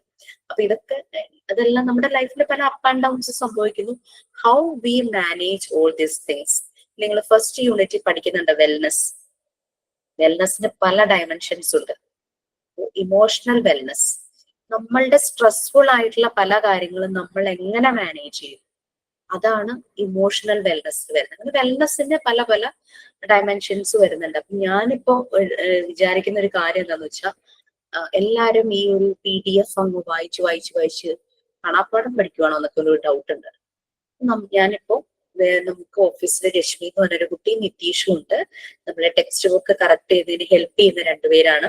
അപ്പൊ അവരുമായിട്ട് ഇരുന്ന് ടെക്സ്റ്റ് ബുക്ക് ഞങ്ങളൊന്ന് അപ്ഗ്രേഡ് ചെയ്യുവാണ്. So I M inviting all your suggestions. കുറച്ച് പിക്ചേഴ്സ് ഒക്കെ ആഡ് ചെയ്താലും എന്നൊക്കെ കുറെ അങ്ങനെ ഞങ്ങൾക്ക് കുറച്ച് ഐഡിയാസ് ഉണ്ട്. ആ കുട്ടികൾ എന്തിനും റെഡി ആയിട്ടിരിക്കുക. എനിക്ക് സമയമില്ലാത്തതിന്റെ ഒരു പ്രശ്നം ഉണ്ടായിരുന്നുള്ളൂ. ഓക്കെ, അപ്പൊ അങ്ങനെ പോകും. ഓക്കെ, നമ്മൾ എവിടെ വേടം വരെയായി, ഇച്ചിരി അങ്ങ് ഡിലേ ആയി പോകണ്ടല്ലോ. എഡ്യൂക്കേഷൻ സൈക്കോളജി കഴിഞ്ഞിരുന്നോ? ഇല്ലല്ലോ. ഇല്ല മാം, എഡ്യൂക്കേഷൻ സൈക്കോളജിയിൽ ദ ടീച്ചേഴ്സ് എന്ന് പറഞ്ഞ പോയിന്റ് ആണെന്ന്, നേച്ചർ ഓഫ്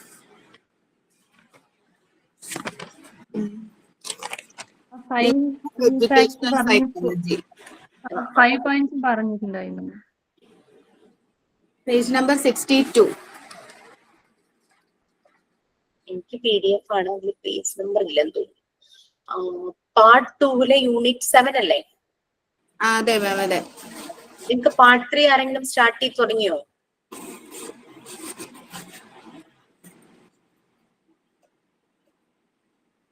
മോണ്ടസോറി എന്നാണോ? അതെ മാം, പാർട്ട് 3 3 ചാപ്റ്റർ അപർണ മാം എടുത്തിട്ടുണ്ടായിരുന്നു. 3 ചാപ്റ്റർ ഏതൊക്കെയായിരുന്നു? 5ഉം 6ഉം എടുത്തായിരുന്നു. 6ഉം 8ഉം. 1 ഒക്കെ എടുത്തോ? ഇല്ല 1 സ്റ്റാർട്ട് ചെയ്യാന്ന് പറഞ്ഞിരുന്നു. ഷെറിന മിസ് തുടങ്ങിയതല്ലേ? മണ്ണിന്റെ കുറച്ച് കാര്യങ്ങളൊക്കെ ഞാൻ നിങ്ങളോട് പറഞ്ഞിരുന്നു. നമുക്ക് കുറെ ഇങ്ങനെ മറിയാം മോണ്ടിസോറിയെ പറ്റി ഒന്ന് സെർച്ച് ചെയ്ത് നോക്കിക്കഴിഞ്ഞാൽ നമുക്ക് കുറെ കാര്യങ്ങൾ അറിയാൻ പറ്റും.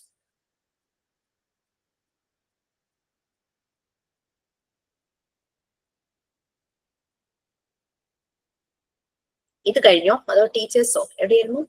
നമ്മുടെ കീ ഫാക്ടേഴ്സിലെ, എഡ്യൂക്കേഷൻ സൈക്കോളജിയിലെ 5 കീ ഫാക്ടേഴ്സിലെ വളരെ ഇൻഫ്ലുവൻസ്, കുട്ടികളെ ഇൻഫ്ലുവൻസ് ചെയ്യുന്ന മെയിൻ ക്യാരക്ടർ നമ്മളുടെ ഫെസിലിറ്റേറ്റർ, ടീച്ചർ. ഇത് പറഞ്ഞോ? അത് ടീച്ചർ വരെ കഴിഞ്ഞു, അതൊക്കെ പറഞ്ഞു.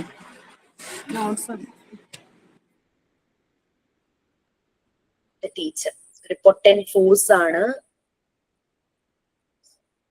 ശരിക്കും ഒരു ട്രഡീഷണൽ സ്കൂളിലുള്ള ഒരു ടീച്ചറെക്കാളും ഭയങ്കര റെസ്പോൺസിബിലിറ്റി ആണ് ഒരു മോണ്ടിസോറി ഫെസിലിറ്റേറ്റർക്ക്. കാരണം ആ ഒരു ഒബ്സർവേഷനിലാണ്, കുട്ടികളെ ഒബ്സർവ് ചെയ്താണ്, അല്ലാണ്ട് ഒരു ഡിക്റ്റേഷൻ ഇട്ടിട്ടോ ഒരു ടെസ്റ്റ് പേപ്പർ ഇട്ടിട്ടോ അല്ല കുട്ടിയുടെ പ്രോഗ്രസ് അവർ വാല്യൂ ചെയ്യുന്നത്. അവിടെ അവർ ഒബ്സർവ് ചെയ്യും കുട്ടിയുടെ ഓരോ മൂവ്മെന്റ്സും. അതായത് കുട്ടിയുടെ എല്ലാ സെൻസും, അവൻ ഏതൊക്കെ സെൻസാണ് കൂടുതൽ യൂസ് ചെയ്യുന്നത്. അപ്പൊ ആ ഒരു ഒബ്സർവേഷൻ ചെയ്യണമെങ്കിൽ നമുക്ക് ഭയങ്കര കോൺസെൻട്രേഷൻ വേണം. നമ്മുടെ ആ ഒബ്സർവേഷൻ എന്നുള്ള സ്കില്ല് ഇംപ്രൂവ് ആവണമെങ്കിൽ നമ്മൾ ഡിസ്റ്റർബ്ഡ് ആയിരിക്കരുത്. നമുക്ക് വീട്ടിലെ ടെൻഷൻ അല്ലെങ്കിൽ പോണ വഴിക്ക് ഉണ്ടായിരുന്ന ടെൻഷൻ എല്ലാം തലയിൽ വെച്ചിട്ട് നമുക്ക് ഒരിക്കലും ഈ കുട്ടികളെ ഒബ്സർവ് ചെയ്യുക. അങ്ങനെ നമുക്ക് ഫീൽ ചെയ്യാണ് I am not ready today എന്ന് ഫീൽ ചെയ്യുകയാണെങ്കിൽ വേറൊരാളെ ഏൽപ്പിച്ചോളണം ആ ജോലി അപ്പൊ തന്നെ, കൂടെയുള്ള കൊളീഗിനെ. കാരണം വെച്ചാൽ അല്ലെങ്കിൽ നമ്മൾ അല്പനേരം ഒന്ന് നമ്മുടേതായ രീതിയിൽ ഒരു മെഡിറ്റേഷൻ ചെയ്തിട്ട്, അതുകൊണ്ടാണ് എവറി ഡേ നിങ്ങൾ മെഡിറ്റേഷൻ പ്രാക്ടീസ് ചെയ്യണം എന്ന് പറയുന്നത്. നമുക്ക് ആ ഒബ്സർവേഷൻ സ്കില്ല് നല്ല രീതിയിൽ നല്ല പോസിറ്റീവായിട്ട് കൂട്ടണമെങ്കിൽ നമുക്ക് കോൺസെൻട്രേഷൻ നല്ല പോലെ വേണം. അപ്പോൾ ടീച്ചർ ഒരു പൊട്ടന്റ് ഫോഴ്സ് ആണ്. നമ്മൾ പറഞ്ഞ ഈ 5 കീ ഫാക്ടേഴ്സിലെ ടീച്ചർ എന്ന് പറയുന്നത് വളരെ പൊട്ടന്റ് ആയിട്ടുള്ള ഒരു വ്യക്തിയാണ്. റോൾ മോഡൽ ആയിരിക്കണം. നമ്മള് PG ക്ലാസ്സുകളിൽ എഡ്യൂക്കേഷൻ മാനേജ്മെന്റിൽ നമ്മൾ പറഞ്ഞൊരു ടീച്ചർ എന്തൊക്കെയാകുന്നുള്ളത്, ഒരു ക്ലാസ് റൂം മാനേജ് ചെയ്യണം, ഗൈഡ് ആയിരിക്കണം, കുട്ടികൾക്ക് മെന്റർ ആയിരിക്കണം, സപ്പോർട്ട് ചെയ്യണം. അവരേത് പേഴ്സണൽ ആണെങ്കിലും പ്രൊഫഷണൽ അക്കാദമിക് ഏരിയയിലാണെങ്കിലും അവർക്ക് എന്ത് പ്രശ്നം വന്നാലും അത് കേൾക്കാൻ അതായത് കുട്ടികളത് പറയാൻ പറ്റണം. ആ ഒരു സ്പേസ് ടീച്ചറും കുട്ടികളും തമ്മിൽ ഉണ്ടാകണം. എന്നാൽ മാത്രമാണ് കുട്ടികൾ അവരുടെ എല്ലാ പ്രശ്നങ്ങളും പറയുള്ളൂ. അപ്പൊ അങ്ങനെ എല്ലാ രീതിയിലും ആ ഒരു റോൾ മോഡൽ. പിന്നെ അത് മാത്രല്ല, എടുക്കുന്ന സബ്ജക്റ്റിനെ കുറിച്ച് നോളജും ഉണ്ടായിരിക്കണം. അത് അവർ അപ്ഡേറ്റ് ചെയ്തുകൊണ്ടേയിരിക്കണം. ചില വീടുകളിലൊക്കെ ചെല്ലുമ്പോൾ അവിടുത്തെ ഈ കുട്ടികളുടെ ഗ്രാൻഡ് പാരന്റ്സ് അവരിങ്ങനെ ഭയങ്കരമായിട്ട് അപ്ഡേറ്റഡ് ആവും. കാരണം അവർ പറയണേ, ഞങ്ങൾക്ക് കൊച്ചുമക്കളുടെ കൂടെ അവരുടെ കൂടെ ചേർന്നിരിക്കാനും അവരോട് കാര്യങ്ങൾ സംസാരിക്കാനും അവർ പറയുന്ന കാര്യങ്ങൾ മനസ്സിലാക്കുകയും ചെയ്യണമെങ്കിൽ ഞങ്ങൾ അപ്ഡേറ്റഡ് ആകണം എന്ന് പറഞ്ഞ് ഡിജിറ്റൽ വേൾഡിനെ കുറിച്ച് കൂടുതൽ മനസ്സിലാക്കുന്ന ഗ്രാൻഡ് പാരന്റ്സിനെ കണ്ടിട്ടുണ്ട്. അതുപോലെ തന്നെയായിരിക്കണം ഒരു ടീച്ചർക്ക് അറിയണം കുട്ടികൾ കടന്നു പോകുന്ന വഴി.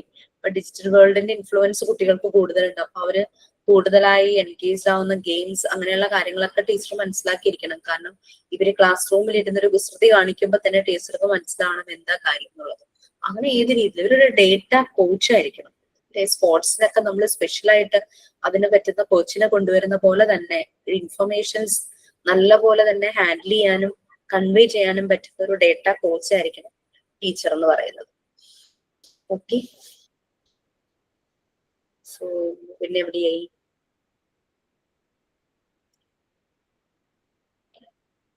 കുറെ കൂടെ എക്സ്പാൻഡ് ചെയ്ത് പറയുന്നുണ്ട്. ഈ 5 കീ ഫാക്ടേഴ്സ് നമ്മൾ എഡ്യൂക്കേഷണൽ സൈക്കോളജിയിൽ, എഡ്യൂക്കേഷണൽ സിറ്റുവേഷൻസിൽ സൈക്കോളജിയുടെ ആപ്ലിക്കേഷൻ ആണ് എഡ്യൂക്കേഷണൽ സൈക്കോളജി എന്ന് പറയുന്നത്. 5 കീ ഫാക്ടേഴ്സിനെ കുറിച്ച് പറയുന്നുണ്ട്. അതിനെ എക്സ്പാൻഡ് ചെയ്ത് പോകുന്നുണ്ട്, കുറെ കൂടെ കാര്യങ്ങൾ ആഡ് ചെയ്ത്. അപ്പൊ 5 കീ ഫാക്ടേഴ്സ് നമ്മൾ ഡിസ്കസ് ചെയ്ത് കഴിഞ്ഞു. അതിലെ 2 ഏരിയയിലാണ് നമ്മൾ ഈ പറയുന്ന ലിവിങ് തിങ്സ് എന്ന് പറയാൻ, അതായത് ടീച്ചറും കുട്ടികളും വരുന്നത്.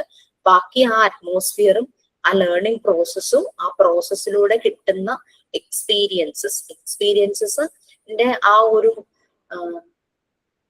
ഫ്രൂട്ട് കിട്ടുന്നത് ടീച്ചർക്കും കുട്ടിക്കുമാണ്. അതിന്റെ റിസൾട്ട് കിട്ടുന്നത്, എക്സ്പീരിയൻസ് ചെയ്ത് അതിന്റെ റിസൾട്ട് കിട്ടുന്നത് ടീച്ചർക്കും കുട്ടിക്കുമാണ് ആ ഒരു എൻവിയോൺമെന്റിൽ നിന്ന്. ഓക്കെ, അപ്പൊ ഈ ഒരു ഇതിനകത്ത് കുറച്ചുകൂടെ കാര്യങ്ങൾ എക്സ്പാൻഡ് ചെയ്ത് വരുന്നുണ്ട്. അതാണ് താഴെ പോയിന്റ്സ് ആയിട്ട് വരുന്നത്. ഇത് 2 പോയിന്റ്സ് ആയിട്ട് ആരെങ്കിലും റീഡ് ചെയ്യാമോ? ഫസ്റ്റ് 3 പോയിന്റ്സ് റീഡ് ചെയ്യൂ, പിന്നെ 2 പോയിന്റിലാണ് ബാക്കിയുള്ളൂ. ഫസ്റ്റ് 3 ആരെങ്കിലും ഒരാള്, ദെൻ 2 പോയിന്റ്സ്.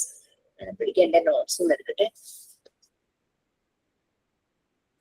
Yes, please. വായിക്കട്ടെ ma'am? Yes, please. First point വായിക്കാണേ. It studies human behavior in educational situations. Psychology is the study of behavior, and education deals with the alteration of behavior. Hence, educational psychology pervades the whole field of education. It studies the growth and development of the child, how a child passes through the various stages of growth, and what are the characteristics of each stage are included in the study of educational psychology. To what extent heredity and environment provide towards the growth of the individual, and how this knowledge can be made use of for bringing about the optimum development of the child form a silent feature of the scope of educational psychology. So അപ്പൊ educational സിറ്റുവേഷനിൽ നമുക്കറിയാം കുറെ souls ആണ് വരുന്നത് അല്ലെ. ടീച്ചറുണ്ട്, കുട്ടികളുണ്ട്, different behaviour pattern ഉള്ള souls എന്ന് തന്നെ പറയാം. അപ്പൊ ഈ സോളിന്റെ സ്റ്റഡി ആണ് ശരിക്കും എഡ്യൂക്കേഷണൽ സൈക്കോളജി എന്ന് പറയുന്നത്. അത് എഡ്യൂക്കേഷണൽ സെറ്റിംഗ്സിൽ വരുന്നു. 20 സ്റ്റുഡൻസ് ഉണ്ടെങ്കിൽ 20 souls connected with 1 potent force teacher. Okay, പിന്നെ ഈ കുട്ടികളുടെ ഈ പേഴ്സണാലിറ്റി ട്രേറ്റ്സ്, അവരുടെ പല സ്വഭാവ സവിശേഷതകൾ, അവരുടെ സ്വഭാവ സവിശേഷ ഗുണങ്ങൾ എന്നൊക്കെ നമ്മൾ പറയില്ലേ, ട്രേറ്റ്സ്, പേഴ്സണൽ ട്രേറ്റ്സ്, ഇതെല്ലാം 2 കാര്യങ്ങളെ മെയിൻ ആയിട്ടും ഡിപ്പെൻഡ് ചെയ്തിരിക്കുന്നു. ഒന്ന് അവർ വളർന്നു വരുന്ന ആ ഒരു എൻവിയോൺമെന്റ്, പിന്നെ ഹെറിഡിറ്ററി ഫാക്ടേഴ്സ് അല്ലെ. നമുക്കറിയാം ജീൻസ് പലപ്പോഴും നമ്മുടെ ബിഹേവിയർ, നമ്മുടെ ക്യാരക്ടർ, നമ്മുടെ ജീൻസിന്റെ ഒരു ഇൻഫ്ലുവൻസ് ഉണ്ടായിരിക്കും. ഈ ജീൻസ് പാരന്റ് സൈഡില് മദർ സൈഡിൽ നിന്നും ഉണ്ടാകും, ഫാദർ സൈഡിൽ നിന്നും ഒരു കുട്ടിക്ക് കിട്ടും. ടോട്ടൽ 46 ക്രോമസോം ആണെങ്കിൽ അതിന്റെ 23 from mother side, 23 from father side. ചിലപ്പോ പറയില്ലേ, ചില കുട്ടികളുടെ മുടി കാണുമ്പോൾ അവരുടെ അമ്മയ്ക്ക് അല്ലെങ്കിൽ അമ്മൂമ്മയ്ക്ക് എങ്ങനെയാണ് മുടി, മേ ബി മദർ സൈഡിൽ നിന്നായിരിക്കും ആ ഒരു മുടി കിട്ടിയത്. പിന്നെ മാനറിസങ്ങളും ചിലപ്പോൾ വരാറുണ്ട്. പിന്നെ ചില ബൈബേർത്ത് ഉണ്ടാകുന്ന ചില അസുഖങ്ങള്, ഇപ്പൊ വിഷന്റെ പ്രോബ്ലം, അങ്ങനെയുള്ള കാര്യങ്ങൾ, അല്ലെങ്കിൽ കാലിന്റെ ഷേപ്പ്, കൈയുടെ ഷേപ്പ്, അങ്ങനെ പലതും. അപ്പൊ അതുകൊണ്ട് കുട്ടികളുടെ ഈ ബിഹേവിയർ എന്ന് പറയുന്നത് അവര് വളർന്നു വരുന്ന എൻവിയോൺമെന്റ് ഒരു ഫാക്ടറാണ്, അതിനെ ബാധിക്കുന്ന ഒരു ഫാക്ടറാണ്. അതുപോലെ തന്നെ ഹെറിഡിറ്റി ഒരു, അതായത് ഹെറിഡിറ്ററി ഫാക്ടർ, അവരുടെ ആ ജീനിലുണ്ടാകുന്ന വ്യത്യാസം, ക്രോമസോംസിൽ ഉണ്ടാകുന്ന ഒരു വ്യത്യാസം. ഇതെല്ലാം മനസ്സിലാക്കുക എന്നുള്ളതാണ് ശരിക്കും എഡ്യൂക്കേഷണൽ സൈക്കോളജിയിൽ ചെയ്യുന്നത്. ആ കുട്ടിയുടെ രീതി അനുസരിച്ച് ആ കുട്ടി എങ്ങനെ മാനേജ് ചെയ്യാനായിട്ട് പറ്റും. ഈ പലപ്പോഴും നമുക്കറിയാം, കുഞ്ഞുങ്ങൾ ജനിച്ച് വീഴുന്ന കുഞ്ഞുങ്ങൾ അവർ വളരെ നിഷ്കളങ്കരാണല്ലേ. കുറെ വർഷങ്ങൾ കഴിയുമ്പോഴായിരിക്കും അതിൽ പലരും കൊലപാതകികളും റേപ്പിസ്റ്റും ചിലപ്പോൾ വളരെ നല്ല മനുഷ്യരും എല്ലാമായി തീരുന്നത്. ഇവരുടെ ഈ ഒരു ജേണിയിൽ എവിടേക്കോ വെച്ച് ഇവർക്ക് ഭയങ്കര പ്രശ്നങ്ങൾ ഉണ്ടാകുമ്പോഴാണ് ഇവർക്ക് ഈ മാറ്റങ്ങൾ വരുന്നത്. ചിലർ പഠിച്ച് ഭയങ്കര സയന്റിസ്റ്റ് ആകും, അതേസമയം ആ ഒരേ വീട്ടിൽ തന്നെ ചിലപ്പോ ഒരാൾ സയന്റിസ്റ്റ് ആവുന്നു, ഒരാൾ വളരെ മോശമാകുന്നു. അങ്ങനത്തെ ഒരു എഡ്യൂക്കേഷൻ ലെവലില് ലോയിലേക്ക് പോവാം. ഒരാൾ കുറെ പഠിക്കുന്നു, പക്ഷെ ആൾക്ക് ജോലി കിട്ടുന്നില്ല. പക്ഷെ ഒരാൾ കാര്യമായിട്ടൊന്നും പഠിക്കുന്നില്ല, പക്ഷെ ബിസിനസ്സിൽ ഭയങ്കര ഷൈൻ ചെയ്യും. അങ്ങനെ നമുക്ക് പല രീതിയിൽ ഒരേ ഫാമിലിയിൽ തന്നെ കാണാം, അല്ലെങ്കിൽ പല ചുറ്റുപാടിൽ ജീവിക്കുന്ന ആളുകളെ കാണാം. 10th വരെയൊക്കെ ഭയങ്കര മാർക്കായിരുന്നു, അത് കഴിഞ്ഞപ്പം ഇങ്ങനെ പോയി അങ്ങനെ പോയി എന്നൊക്കെ പറഞ്ഞ് ചില കുട്ടികളെ പറ്റി പറഞ്ഞ് നമ്മൾ കേട്ടിട്ടുണ്ടാവും അല്ലെ. പിന്നെ കേൾക്കാം കേസുകളിൽ പെട്ടു, അങ്ങനെ മയക്കുമരുന്നിന്റെ ഇതിലെ പെട്ടു, അങ്ങനെ ഇങ്ങനെയൊക്കെ പറഞ്ഞു കേൾക്കും. അപ്പൊ കുട്ടികൾ ആരും ജനിക്കുമ്പോ ഇങ്ങനെയൊന്നും ആവുന്നില്ല. അവരുടെ എൻവിയോൺമെന്റ്, അവർ വളർന്നു വരുന്ന സാഹചര്യം, ഹെറിഡിറ്റി, ഇതാണ് അവരിൽ പല ബിഹേവിയറൽ ചേഞ്ചസ് ഉണ്ടാക്കുന്നത്. ഒരു കുട്ടിയുടെ ഡെവലപ്മെന്റ് സ്റ്റേജിൽ തന്നെ കറക്റ്റ് ആയിട്ട് അവനെ മനസ്സിലാക്കി അവനെ ആ രീതിയിൽ ഡിവൈഡ് ചെയ്ത് വിടാനായിട്ട് പറ്റുവാണെങ്കിൽ കുറെയൊക്കെ ഹെറിഡിറ്റി ആയിട്ടുള്ള കാര്യങ്ങൾ നമുക്കൊന്നും ചെയ്യാൻ പറ്റില്ല. ഒരു ലിമിറ്റ് വരെ നമുക്ക് എന്തെങ്കിലും ചെയ്യാമെങ്കിലും പിന്നെ നമുക്ക് നമ്മളുടെ ഒരു ഇന്റർവെൻഷൻ ബുദ്ധിമുട്ടായിരിക്കും. അതേസമയം അല്ലാതെ അവൻ വളരുന്ന എൻവിയോൺമെന്റിൽ മാറ്റം വരുത്തിയാൽ കുട്ടിക്ക് മാറ്റം ഉണ്ടാകും. അത് നമുക്ക് ചെയ്യാൻ പറ്റും, അവിടെ നമുക്ക് ഇന്റർവെൻഷൻ ചെയ്യാനായിട്ട് പറ്റും. മറ്റേത് ഇറ്റ്സ് ബോഡിയിൽ ഉണ്ടാകുന്ന കെമിക്കൽ ആക്ഷൻ ആണ്, ഇറ്റ്സ് എ സയൻസ്. നിങ്ങളൊരു മൂവി കണ്ടിട്ടുണ്ടോ എന്ന് എനിക്കറിയില്ല, മൂവിയുടെ പേര് ഞാൻ മറന്നുപോയി. ഒരു ലേഡി ക്യാരക്ടറാണ് അതിനകത്ത് പ്രൊട്ടാഗണിസ്റ്റ് ആയിട്ടുള്ളത്. ഇവർക്ക് ഇമോഷൻസ് ഭയങ്കര കൂടുതലാണ്, സെക്ഷൽ ഡിസയർ ഭയങ്കര കൂടുതലാണ്. പക്ഷെ ഷീ നോസ് ദാറ്റ്, അത് ആ കുട്ടിക്ക് അറിയാം. പക്ഷെ she doesn't want to be like that. അങ്ങനെ ആവാൻ അതിന് ഗുഡ് മോർണിംഗ് മിസ് സ്കൂളിൽ പോയിരിക്കുകയായിരുന്നു. Okay Tasmi, okay okay. അപ്പൊ അങ്ങനെ ആ കുട്ടി ആ ഒരു ഫീല് വരുമ്പോ ഇവള് ചെയ്യുന്നത് എന്താന്ന് വെച്ച് കഴിഞ്ഞാല് അവളുടെ ബോഡിയെ ഭയങ്കരമായിട്ട് അവള് വേദനിപ്പിക്കും. തമിഴ് മൂവീസ്, തമിഴാണോ തെലുങ്കാണോ, ഞാൻ കണ്ടത് തമിഴ് ലാംഗ്വേജിലാണ്, തമിഴ് മൂവി, പേര് ഞാൻ മറന്നു. അങ്ങനെ അവളെ തന്നെ ടോർച്ചർ ചെയ്യും ആ ഒരു ഇമോഷൻസ് പറയുന്നവര്. റബ്ബർ ബാൻഡ് കയ്യിൽ വെച്ചിട്ട്,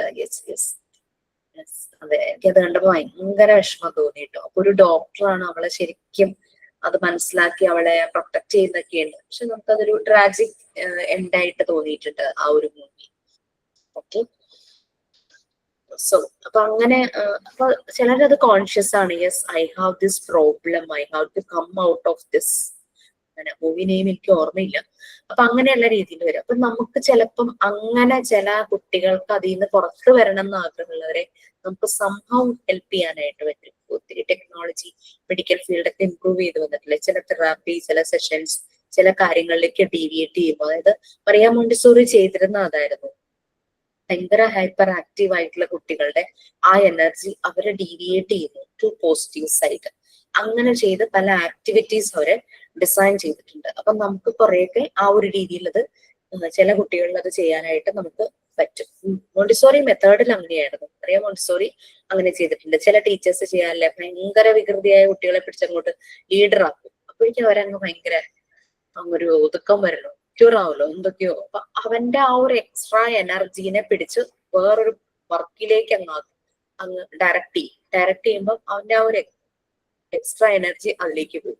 നമുക്ക് വരുന്നുണ്ട് ഒരു ചാപ്റ്ററിൽ അതിനെ കുറിച്ച്, ചാപ്റ്റർ പാർട്ട് 3 യൂണിറ്റ് 10 ആണ്. അതിലുണ്ട് എല്ലാ മനുഷ്യരിലും ഇതുപോലുള്ള ഒരു എനർജി ഉണ്ട്. ആ എനർജീനെ പോസിറ്റീവ് സൈഡിലേക്ക്, അതിനെ മറിയ മോണ്ടിസോറി ഹോം എന്നാണ് വിളിച്ചത്. ഹോർമോൺസിന്റെ അതേ കണക്ട് ചെയ്ത് വരുന്നത് തന്നെയാണ്. നമ്മളുടെ ബോഡിയിലെല്ലാം ഹോർമോൺസ് ഉണ്ടല്ലേ, പല പല സിറ്റുവേഷൻസിൽ ആ ഹോർമോൺ അങ്ങോട്ട് ട്രിഗർ ആകാറുണ്ട്. അപ്പോഴാണ് ചിലപ്പോൾ ഔട്ട് ഓഫ് ദ വേ നമ്മൾ പല കാര്യങ്ങളും ചെയ്തു പോകുന്നത്. അപ്പോൾ ചിലപ്പോൾ ഹോർമോണിന്റെ ഇംബാലൻസ് വരുമ്പോൾ നമുക്ക് നമ്മുടെ ബോഡിയിൽ ചില വ്യത്യാസങ്ങളൊക്കെ വരും. ലൈക്ക് ചിലപ്പോൾ ചിലർ മെലിയും, ചിലർ വണ്ണം വെക്കും, അങ്ങനെയൊക്കെ വരാറുണ്ട്. അപ്പൊ അതിന് നമ്മൾ ആ ഹോർമോൺ ബാലൻസ് ചെയ്യാനായിട്ട് നമുക്ക് അതിന് വേണ്ടുന്ന മെഡിസിൻസ് ഡോക്ടേഴ്സ് പ്രിസ്ക്രൈബ് ചെയ്യാറുണ്ട്. For example thyroid, diabetic patients, ഇൻസുലിന്റെ ആ ഒരു വ്യത്യാസം വരുമ്പോഴാണ് അവർക്ക് ആ ഒരു സ്റ്റേറ്റ് അവസ്ഥയിലേക്ക് അവർ പോകുന്നത്. അത് അസുഖം എന്നങ്ങനെ പറയാൻ പറ്റില്ല, ഒരു അവസ്ഥയാണല്ലോ ഡയബറ്റിക് എന്ന് പറയുന്നത്. അതുപോലെ തന്നെ എല്ലാ മനുഷ്യരിലും ഒരു എനർജി ഉണ്ടെന്നാ പറയുന്നത്. ഈ ഒരു എനർജീനെ ശരിയായ രീതിയിൽ ഡയറക്റ്റ് ചെയ്യുമ്പോഴേക്കും അത് റിസൾട്ട് പോസിറ്റീവ് സൈഡിലേക്ക് ഡയറക്റ്റ് ചെയ്യുമ്പോൾ നല്ലൊരു റിസൾട്ട് വരും. ഈ ഒരു പറഞ്ഞ പോയിന്റ്സിൽ ഇതാണ് ഹെറിഡിറ്റി, എൻവിയോൺമെന്റ്, ഈ രണ്ട് കാര്യങ്ങളാണ് ഒരു കുട്ടിയുടെ, ഒരു മനുഷ്യന്റെ ബിഹേവിയർ, ക്യാരക്ടറിനെ ഡിസൈൻ ചെയ്യുന്നത്. അപ്പൊ അവിടെ നമ്മൾ ശരിയായ രീതിയിൽ നമുക്ക് ഇന്റർവെൻഷൻസ് നടത്താൻ പറ്റുവാണെങ്കിൽ നമുക്ക് ആ ബിഹേവിയർ നല്ല രീതിയിൽ, നല്ല പോസിറ്റീവ് സൈഡിലേക്ക് മാറ്റാനായിട്ട് പറ്റും. നെക്സ്റ്റ് 2 പോയിന്റ്സ് വായിക്കട്ടെ മാം, വായിക്കട്ടെ.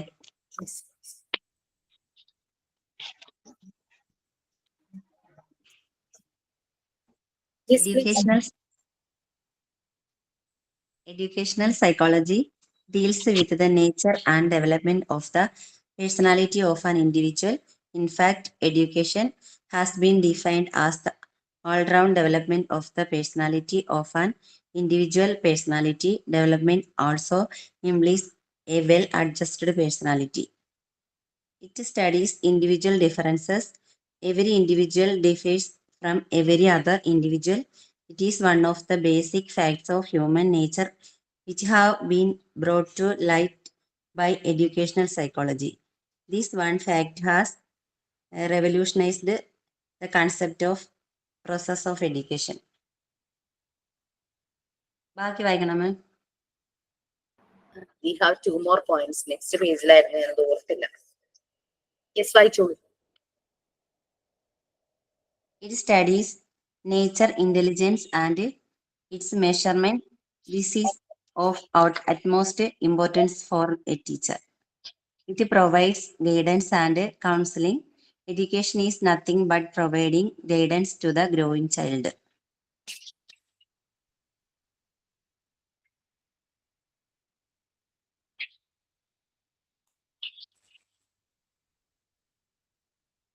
ഓക്കെ, സോ എഡ്യൂക്കേഷണൽ സൈക്കോളജിയുടെ ഇമ്പോർട്ടൻസും അതിന്റെ ആപ്ലിക്കേഷൻസും ആണ് നമ്മൾ പറഞ്ഞുകൊണ്ട് വന്നത്.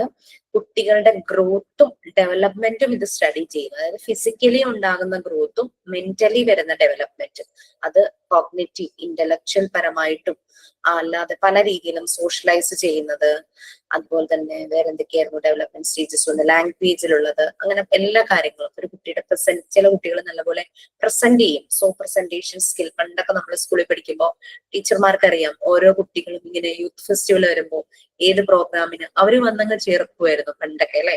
അവര് നല്ലപോലെ പ്രസംഗിക്കും. സോ അതിന് ചേർന്നുകൂടെ ഒക്കെ പറഞ്ഞ് ചോദിക്കാറുണ്ടല്ലോ. നല്ലപോലെ ചിലര് എഴുത്തായിരിക്കും ചിലർക്ക് നല്ലത്, കവിത എഴുതാനും കഥ എഴുതാനും. അപ്പൊ അങ്ങനെയുള്ള ഓഫ് സ്റ്റേജ് ഇവന്റ്സിലൊക്കെ ടീച്ചർമാരുടെ ഒരു കൈകടത്തലും കൂടി ഉണ്ടാവും. അവര് പറയും ആ കുട്ടി നന്നായി ചെയ്യും, ആ കുട്ടിയെ നന്നായി ചെയ്യും, അങ്ങനെയുള്ള രീതിയിൽ പറഞ്ഞ് അവരെ കൂടെ പറഞ്ഞിട്ടാണ് കുട്ടികളെ പല പ്രോഗ്രാമിനും ചേർക്കാറുള്ളത്. ഓക്കെ, അപ്പൊ ഒരു കുഞ്ഞിന്റെ ശരീരത്തിന്റെയും മനസ്സിന്റെയും വളർച്ച, ഗ്രോത്ത് ആൻഡ് ഡെവലപ്മെന്റ്, ഇതിനെ പറ്റി സ്റ്റഡി ചെയ്യുന്നുണ്ട് എഡ്യൂക്കേഷണൽ സൈക്കോളജി എന്ന് പറയുന്നത്. പല സ്റ്റേജസിലൂടെ കടന്നു പോകും ഈ ഗ്രോത്ത് ആൻഡ് ഡെവലപ്മെന്റിന്റെ ആ ഒരു കാലഘട്ടത്തിൽ. അവര് വളരുന്ന ഒരു സമയമുണ്ടല്ലോ. അപ്പൊ അതെല്ലാം സ്റ്റഡി ചെയ്യുക എന്നുള്ളത് തന്നെയാണ് എഡ്യൂക്കേഷണൽ സൈക്കോളജിയുടെ ഒരു പർപ്പസ്, അതിന്റെ ഒരു ഇമ്പോർട്ടൻസ് എന്ന് പറയുന്നത്. പിന്നെ ഹെറിഡിറ്റി, എൻവയോൺമെന്റ്, അത് അതിന്റെ ഒരു ഇമ്പാക്ട് ഉണ്ടാകുന്നുണ്ട്. അപ്പൊ അത് മനസ്സിലാക്കി അതിനനുസരിച്ച് വേണ്ടുന്ന ഇന്റർവെൻഷൻസ് നടത്തുക എന്നുള്ളത്. പിന്നെ ഒരു ഇൻഡിവിജ്വലിന്റെ പേഴ്സണാലിറ്റി, ഒരു 20 കുട്ടികൾ ഒരു ക്ലാസ് റൂമിൽ ഉണ്ടെങ്കിൽ ഓരോ കുട്ടിയുടെയും പേഴ്സണാലിറ്റിയെ ഡെവലപ്പ് ചെയ്തെടുക്കുക, അതും എഡ്യൂക്കേഷൻ സൈക്കോളജിയുടെ ആപ്ലിക്കേഷൻസിൽ വരുന്നുണ്ട്. അത് വെൽ അഡ്ജസ്റ്റഡ് പേഴ്സണാലിറ്റി, നമ്മൾ ആ എൻവയോൺമെന്റുമായിട്ട് അഡ്ജസ്റ്റബിൾ ആയിരിക്കണം, അഡാപ്റ്റഡ് ആകണം. ഏതൊരു വ്യക്തിയും അങ്ങനെ അഡാപ്റ്റഡ് ആകുമ്പോഴാണ് അവർ അതായത് സൊസൈറ്റിയുടെ ആ ഒരു സൊസൈറ്റിയിൽ അവർക്ക് ജീവിക്കാനായിട്ട് പറ്റുള്ളൂ. കാരണം ആ സൊസൈറ്റിക്ക് ഒരു പ്രൊഡക്റ്റീവ് ആയിട്ടുള്ള ഹ്യൂമൻ ബീയിങ് ആയി മാറുക. അപ്പൊ കോമ്പാറ്റബിൾ ആകണം. സൊസൈറ്റിയിൽ ഉണ്ടാകുന്ന ഏതൊരു സിറ്റുവേഷൻസും അവർക്ക് മനസ്സിലാക്കാനും മാനേജ് ചെയ്യാനായിട്ട് പറ്റണം അല്ലെ. ചില റെസിഡൻഷ്യൽ ഏരിയയില് ചിലപ്പോ ഒരു ആള് മറ്റുള്ളവരുമായിട്ട് ഒട്ടും യോജിക്കാതെ വരും, അപ്പൊ അയാൾ ഒറ്റപ്പെട്ടു പോകുന്നത് നമ്മൾ കാണാറുണ്ടല്ലേ. നമ്മളൊരു കമ്മ്യൂണിറ്റിയിലാണ് ജീവിക്കുന്നത്, അപ്പൊ അതുമായിട്ട് അഡാപ്റ്റഡ് ആകാനായിട്ട് പറ്റില്ല. ഒരു adjusted personality, that means every time we are compromising, അതല്ല ഒരു വെൽ അഡ്ജസ്റ്റഡ് പേഴ്സണാലിറ്റി ആയിട്ട്. പിന്നെ education psychology individual differences study ചെയ്യുന്നു. നമുക്കറിയാം ഓരോ ഇൻഡിവിജ്വലും യുണീക്കാണ്, പലതരം ഡിഫറൻസസ് ഉണ്ടാകും. അവർക്ക് നമുക്ക് സിമിലാരിറ്റി ആണ്, അല്ലെങ്കിൽ സെയിം ആണ്, സിമിലർ ആണ് എന്നുള്ളതൊന്നും നമുക്ക് പറയാൻ പറ്റില്ല. ഈവൻ ഐഡന്റിക്കൽ ട്വിൻസ് തന്നെ പല കാര്യങ്ങളിലും അവർക്ക് ഡിഫറൻസസ് ഉണ്ടാകും. സിമിലാരിറ്റീസ് കാണുമായിരിക്കും, പക്ഷെ ഡിഫറൻസസ് ആണ് ഇൻഡിവിജ്വൽസിന് കൂടുതലായിട്ട് കാണുന്നത്. ഓരോരുത്തരും പല രീതിയിലും ഇൻഡിവിജ്വൽസിൽ നിന്ന് അച്ഛനും മകനും തമ്മിൽ സിമിലാരിറ്റി കാണും, ബട്ട് ഡിഫറൻസസ് ഉണ്ടാകും.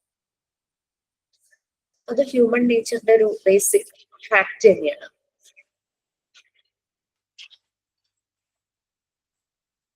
പിന്നെ ഒരു ടീച്ചർ എന്നുള്ളൊരു ആളിനെ സംബന്ധിച്ച് എഡ്യൂക്കേഷൻ സൈക്കോളജി വളരെയധികം ഹെൽപ്ഫുൾ ആണ് അവരുടെ ജോലി ചെയ്യാനായിട്ട്. പലപ്പോഴും കുട്ടികളുടെ പല ലെവൽസ്, ലൈക്ക് അവരോരോ കാര്യങ്ങൾ മനസ്സിലാക്കുന്നതിന്റെ ലെവൽസ്, അതിന്റെ ഒരു മെഷറബിൾ ഡിവൈസ് പോലെ എഡ്യൂക്കേഷൻ സൈക്കോളജി വർക്ക് ചെയ്യുന്നുണ്ട്. അപ്പൊ അത് സ്റ്റഡി ചെയ്യുന്നു. കുട്ടികളിൽ ഉണ്ടാകുന്ന മാനസികവും ബുദ്ധിപരവുമായിട്ടുള്ള ആ ഒരു ഇന്റലിജൻസ് ലെവൽ സ്റ്റഡി ചെയ്യാനായിട്ട് എഡ്യൂക്കേഷൻ സൈക്കോളജി ഒരു മെഷറബിൾ ഡിവൈസ് ആയിട്ട് പലപ്പോഴും യൂസ് ചെയ്യാനായിട്ട് പറ്റും. അപ്പൊ അതൊരു ടീച്ചർക്ക് വളരെ ഹെൽപ്ഫുൾ ആണ്. പലതരം മെത്തേഡ്സ് ഉണ്ടാകും ഒരു കുട്ടികളിലെ ലാംഗ്വേജ് മനസ്സിലാക്കാൻ, അല്ലെങ്കിൽ ഒരു കുട്ടി എങ്ങനെയാണ് കുട്ടിയുടെ പെർസെപ്ഷൻ, ഒരു കാര്യം കാണിച്ചു കഴിഞ്ഞാൽ അതെങ്ങനെ പെർസീവ് ചെയ്യുന്നു എന്ന് മനസ്സിലാക്കി അതിനനുസരിച്ച് ആ കുട്ടിയുടെ കാലിബർ, IQ മനസ്സിലാക്കാനുള്ളത്, അങ്ങനെ പലതുണ്ടാവുമല്ലോ. ഈ കുട്ടികൾ പലപ്പോഴും എക്സാം എഴുതുമ്പോഴേക്കും സ്ക്രൈബിനെ വെച്ചിട്ട് എഴുതുമല്ലോ, ഒരു സപ്പോർട്ടറെ വെച്ചിട്ട് എഴുതാറുണ്ടല്ലോ. അങ്ങനെ വരുമ്പോൾ അത് പ്രൊവൈഡ് ചെയ്യണമെങ്കിൽ ഒരു ക്ലിനിക്കൽ സൈക്കോളജിസ്റ്റ് സർട്ടിഫിക്കറ്റ് വേണം. അപ്പൊ അതിന് ഇവര് പല രീതിയിലുള്ള ടെസ്റ്റുകൾ നടത്തും, മെഷേഴ്സ് നടത്തും. അങ്ങനെയാണ് അവർ പറയുന്നത് ഈ കുട്ടിക്ക് അപ്പോ ഒരു സപ്പോർട്ടായിട്ട് ഒരാൾ വേണം പരീക്ഷ എഴുതാൻ എന്ന് പറഞ്ഞാൽ അങ്ങനെയാണ് അവർ പ്രൊവൈഡ് ചെയ്ത് കൊടുക്കുന്നത്. അതെല്ലാം എഡ്യൂക്കേഷൻ സൈക്കോളജിയുടെ ആപ്ലിക്കേഷൻസ് ആണ്. പിന്നെ ഗൈഡൻസ്, കൗൺസിലിംഗ് എല്ലാം പ്രൊവൈഡ് ചെയ്യുന്നു education psychology. Just providing guidance to the growing child. നമ്മളൊരു നട്ട്ഷെല്ലിൽ പറയുവാണെങ്കിൽ വളർന്നു വരുന്ന ഒരു കുട്ടിക്ക് വേണ്ടുന്ന എല്ലാ കാര്യങ്ങളും ആ ഒരു ഗൈഡൻസ് അത് പ്രൊവൈഡ് ചെയ്യും. നമുക്കറിയാം ജനറൽ സൈക്കോളജി എന്ന് പറഞ്ഞാൽ സ്റ്റഡി ഓഫ് ബിഹേവിയർ ആണ്. ഇവിടെ study of behaviour in educational setting അതാണ് വരുന്നത് education psychology.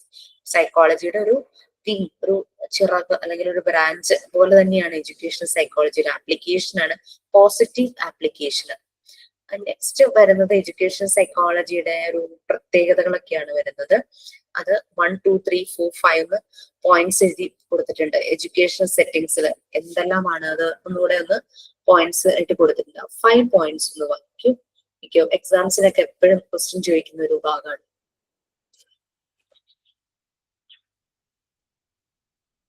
Yes, please. Ready, ma'am.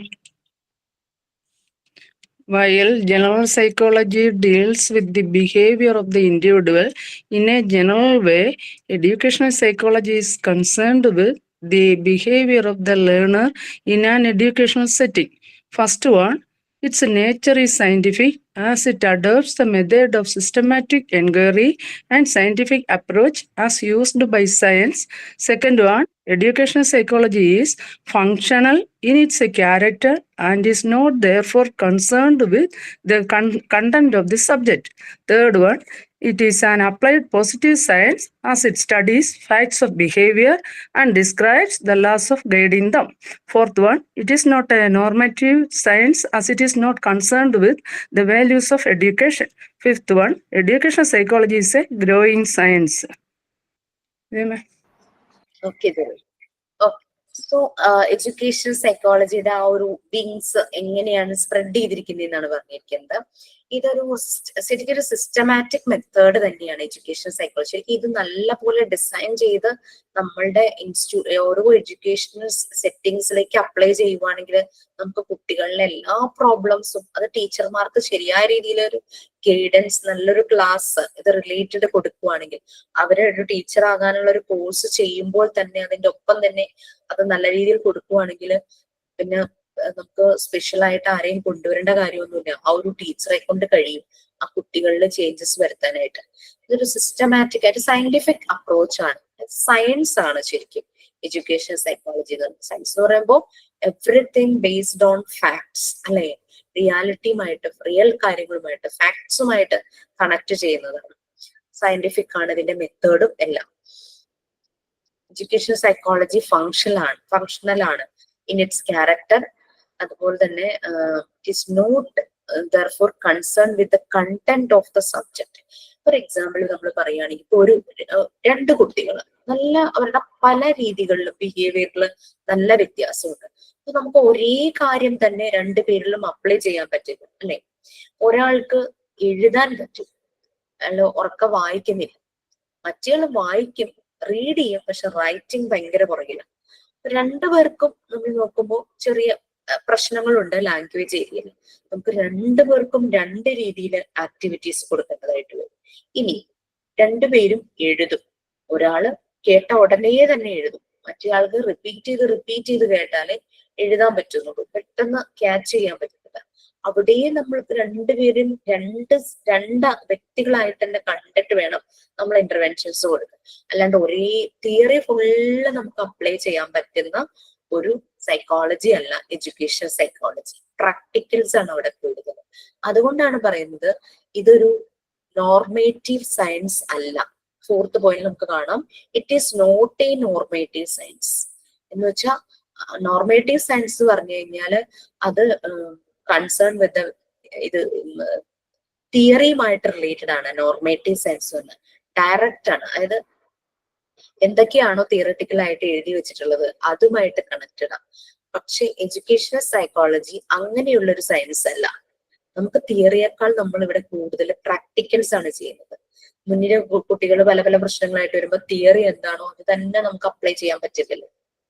പറഞ്ഞു വെച്ചിരിക്കുന്ന തിയറി അതൊരു റെഫറൻസ് മാത്രമേ ഉള്ളൂ, അത് നമുക്ക് അപ്ലൈ ചെയ്യാൻ പറ്റും. അതുകൊണ്ടാണ് it is not a normative science എന്ന് പറയുന്നത്. ഇതൊക്കെ എക്സാമിന് എപ്പോഴും ചോദിച്ചിട്ടുള്ള ക്വസ്റ്റ്യൻസ് ആണ്. എക്സാമിൽ ചെറിയൊരു പ്രശ്നം പറ്റിയ നോട്ട് അതിൽ കൊടുക്കാനായിട്ട് പറ്റിയില്ല, ഇപ്പൊ അത് കറക്റ്റ് ചെയ്ത് പോയിട്ടുണ്ട്. ഓക്കെ, എഡ്യൂക്കേഷൻ സൈക്കോളജി എന്ന് പറഞ്ഞു കഴിഞ്ഞാൽ അത് ഫാക്ട്സിനെ കണക്ട് ചെയ്തിട്ടുള്ളതാണ്. അതൊരു സയൻസ് ആണ്, സയന്റിഫിക് അപ്രോച്ച് ആണ്. അതിലെടുക്കുന്ന മെത്തേഡ് എല്ലാം തന്നെ സയന്റിഫിക് ആണ്, സിസ്റ്റമാറ്റിക് ആണ്. പിന്നെ ഇത് ഫങ്ഷണൽ ആണ്. ഒരു ഒന്നിനെ മാത്രം കോൺസെൻട്രേറ്റ് ചെയ്ത് അങ്ങനെ അതുപോലെ തന്നെ എല്ലാം ചെയ്യുക എന്നുള്ള രീതിയിലാണല്ലോ. പിന്നെ ഇതൊരു അപ്ലൈഡ് പോസിറ്റീവ് സയൻസ് ആണ്. വളരെ ഇമ്പോർട്ടന്റ് ആണ് ആ വേർഡ്, അപ്ലൈഡ് പോസിറ്റീവ് സയൻസ് ആണ്. പണ്ടൊക്കെ സൈക്കോളജിയിൽ കേൾക്കുമ്പോൾ നമുക്കൊരു നെഗറ്റീവ് ഫീലിംഗ്, എന്തോ ഒരു മാനസിക പ്രശ്നം ഉണ്ടെന്നുള്ളത്. പക്ഷെ ഇതെന്ന് പറഞ്ഞു കഴിഞ്ഞാൽ ഒരു പോസിറ്റീവ് സയൻസ് ആണ്. എഡ്യൂക്കേഷൻ സെറ്റിംഗ്സിലേക്ക് സൈക്കോളജി അപ്ലൈ ചെയ്ത് കഴിഞ്ഞപ്പോഴേക്കും അതൊരു പോസിറ്റീവ് അപ്ലൈഡ് പോസിറ്റീവ് സയൻസ്. അത് സ്റ്റഡി ചെയ്യുന്നത് ബിഹേവിയർ, അങ്ങനെയുള്ള അതിന്റെ ഫാക്ട്സും കാര്യങ്ങളുമാണ് സ്റ്റഡി ചെയ്തുകൊണ്ടിരുന്നത്. പിന്നെ ഇതൊരു നോർമേറ്റീവ് സയൻസ് അല്ല, ഫുള്ളി തിയറി മാത്രം ബേസ് ചെയ്യുന്നതിനെയാണ് നോർമേറ്റീവ് സയൻസ് എന്ന് പറയുന്നത്. അങ്ങനെ ഒരു സയൻസ് അല്ല എഡ്യൂക്കേഷണൽ സൈക്കോളജി പറയുന്നത്. ഇതൊരു ഗ്രോയിങ് സയൻസ് ആണ്. ഈ ഒരു വർഷത്തെ അക്കാദമിക് ഇയറിൽ പുതിയ പുതിയ കാര്യങ്ങൾ ആയിരിക്കും എഡ്യൂക്കേഷണൽ സെറ്റിംഗ്സിൽ അപ്ലൈ ചെയ്യാൻ പോകുന്നത്. നെക്സ്റ്റ് ഇയർ ആകുമ്പോൾ വീണ്ടും അപ്ഗ്രേഡ് ആകും. So it is A growing science. So education psychology എന്ന് പറയുന്നത് ഒരു ഗ്രോയിങ് സയൻസ് ആണ്. അതൊരു നോർമേറ്റീവ് സയൻസ് അല്ല, ഇതൊരു അപ്ലൈഡ് സയൻസ് ആണ്. ഇതൊരു പോസിറ്റീവ് സയൻസ് ആണ്, അതായത് അപ്ലൈഡ് പോസിറ്റീവ് സയൻസ് ആണ്. ബിഹേവിയർ സ്റ്റഡി ചെയ്യുന്നു. ഓരോ ഇൻഡിവിജ്വലിനെ സെപ്പറേറ്റ് ആയിട്ട് സ്റ്റഡി ചെയ്തു പോകുന്നു. പിന്നെ സയന്റിഫിക് മെത്തേഡ്സ് ആണ് എടുക്കുന്നത്. ഫാക്ട്സിനെ റിലേറ്റ് ചെയ്തിട്ടാണ് ഇതിന്റെ പല കാര്യങ്ങളും വരുന്നത്. ഇത്രയും കാര്യങ്ങൾ മനസ്സിലായല്ലോ. ഇനി ഇതിന്റെ സ്കോപ്പ് എന്താണ്? ഇതിന്റെ സ്കോപ്പ് എഡ്യൂക്കേഷൻ സൈക്കോളജി, അതായത് എഡ്യൂക്കേഷണൽ സെറ്റിംഗ്സിൽ ഇങ്ങനെയുള്ള സൈക്കോളജിയുടെ ഒരു ആപ്ലിക്കേഷൻ ഇല്ലായിരുന്നെങ്കിൽ എന്ത് പറ്റുമായിരുന്നു?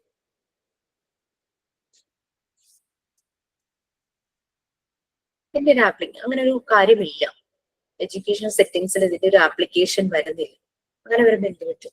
പലപ്പോഴും സംഭവിക്കുന്നത് എന്താണെന്നറിയോ? ഈ സ്കൂളിന്റെ അക്കാദമിക് ഇയർ ഒക്കെ തീരാറാകുമ്പോഴേക്കും എവിടെന്നെങ്കിലൊക്കെ ഒരു ട്രെയിനറെ കൊണ്ടുവന്ന് ആ ഒരു ഫണ്ട് അതിന് മാത്രമേ ചെലവഴിക്കാൻ പറ്റുള്ളൂ. ടീച്ചർമാർക്ക് ഒരു പേരിനൊരു ക്ലാസ് എന്ന് കൊടുക്കും. അങ്ങനെ പെട്ടെന്നൊരു ക്ലാസ് കൊടുക്കേണ്ടതല്ല ഈ എഡ്യൂക്കേഷൻ സൈക്കോളജിയുടെ വരുന്നത്.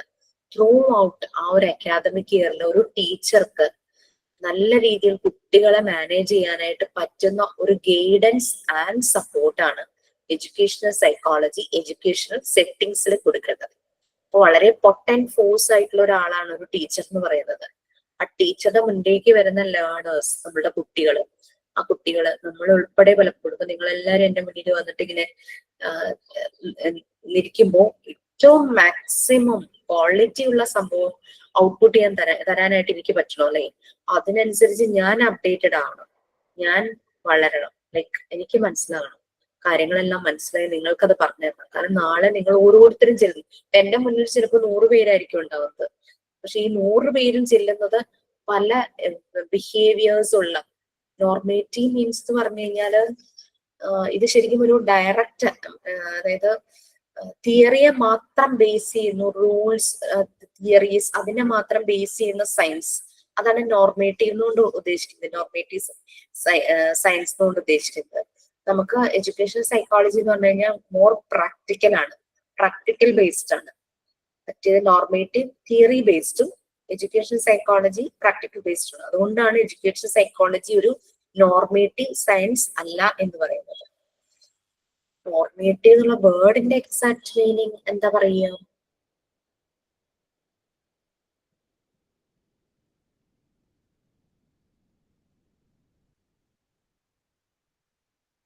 ഞാൻ നോർമേറ്റീവ് സയൻസിന്റെ ഒരു മീനിങ് ആയിരുന്നു പറഞ്ഞത്.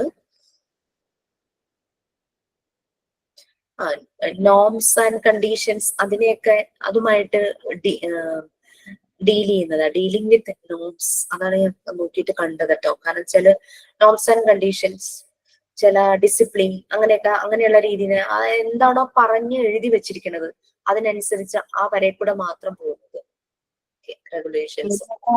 നിലവാരം പുലർത്തുന്ന പറഞ്ഞൂടേമ? ഒരു മാനദണ്ഡ പ്രകാരമുള്ള അങ്ങനെ പറഞ്ഞു. Yes, out of the way ഒന്നും ചെയ്യില്ല, എഴുതി വെച്ചിരിക്കുന്ന ചട്ടപ്രകാരം പോകുന്നത്. അതെന്നെ ജോലി ഉദ്ദേശിച്ചത്. അത് തന്നെ. ഇതിപ്പോ ഇങ്ങനെയല്ല എന്നാണ് പറയുന്നത്. It is not a normative science. നിലവാരമുള്ളതല്ല, മാനദണ്ഡ പ്രകാരം അല്ല, അങ്ങനെയല്ല പറഞ്ഞിരിക്കുന്നത്. ആ ഒരു ചട്ടപ്രകാരം പോകുന്നതല്ല. കാരണം വെച്ചാല് നമ്മുടെ മുന്നിൽ വരുന്ന കുഞ്ഞുങ്ങൾക്കെല്ലാം ഓരോ സ്വഭാവമായിരിക്കും അല്ലെ? അപ്പൊ നമ്മൾ ഈ റൂള് നോക്കിയിട്ട് നമുക്കൊന്നും ചെയ്യാൻ പറ്റില്ല. നമ്മളപ്പോ ഔട്ട് ഓഫ് ദ വേ ചെയ്യും കാര്യങ്ങള്. ഇത് പറയുകയാണെങ്കിൽ ഒരു നയൻതാരയുടെ ഒരു മൂവി കണ്ടത്, തെലുങ്കു മൂവിയാ തോന്നുന്നു, ഞാൻ തമിഴിലാണ് കണ്ടത്. ഒരു കുട്ടി മറ്റേ ബോർവെല്ലിനകത്ത് പോകുന്നത്, ആ കുട്ടിയെ രക്ഷപ്പെടുത്താനായിട്ട് പല പല മാർഗങ്ങൾ നോക്കിയിട്ട് പറ്റാഞ്ഞിട്ട് ആ ബോർവെല്ലിന്റെ ഉള്ളില് വലിയൊരു മനുഷ്യൻ ഇറങ്ങാൻ പറ്റില്ലല്ലോ. അപ്പൊ ആ കുട്ടിയുടെ ആ ഒരു വലിപ്പം തന്നെയുള്ള ഒരു കുട്ടിയെ ഇറക്കി ആ കുട്ടിയെ പിടിച്ചുകൊണ്ട് വരുന്ന ഒരു അങ്ങനെ രക്ഷപ്പെടുത്തി കൊണ്ടുവരുന്ന ഒരു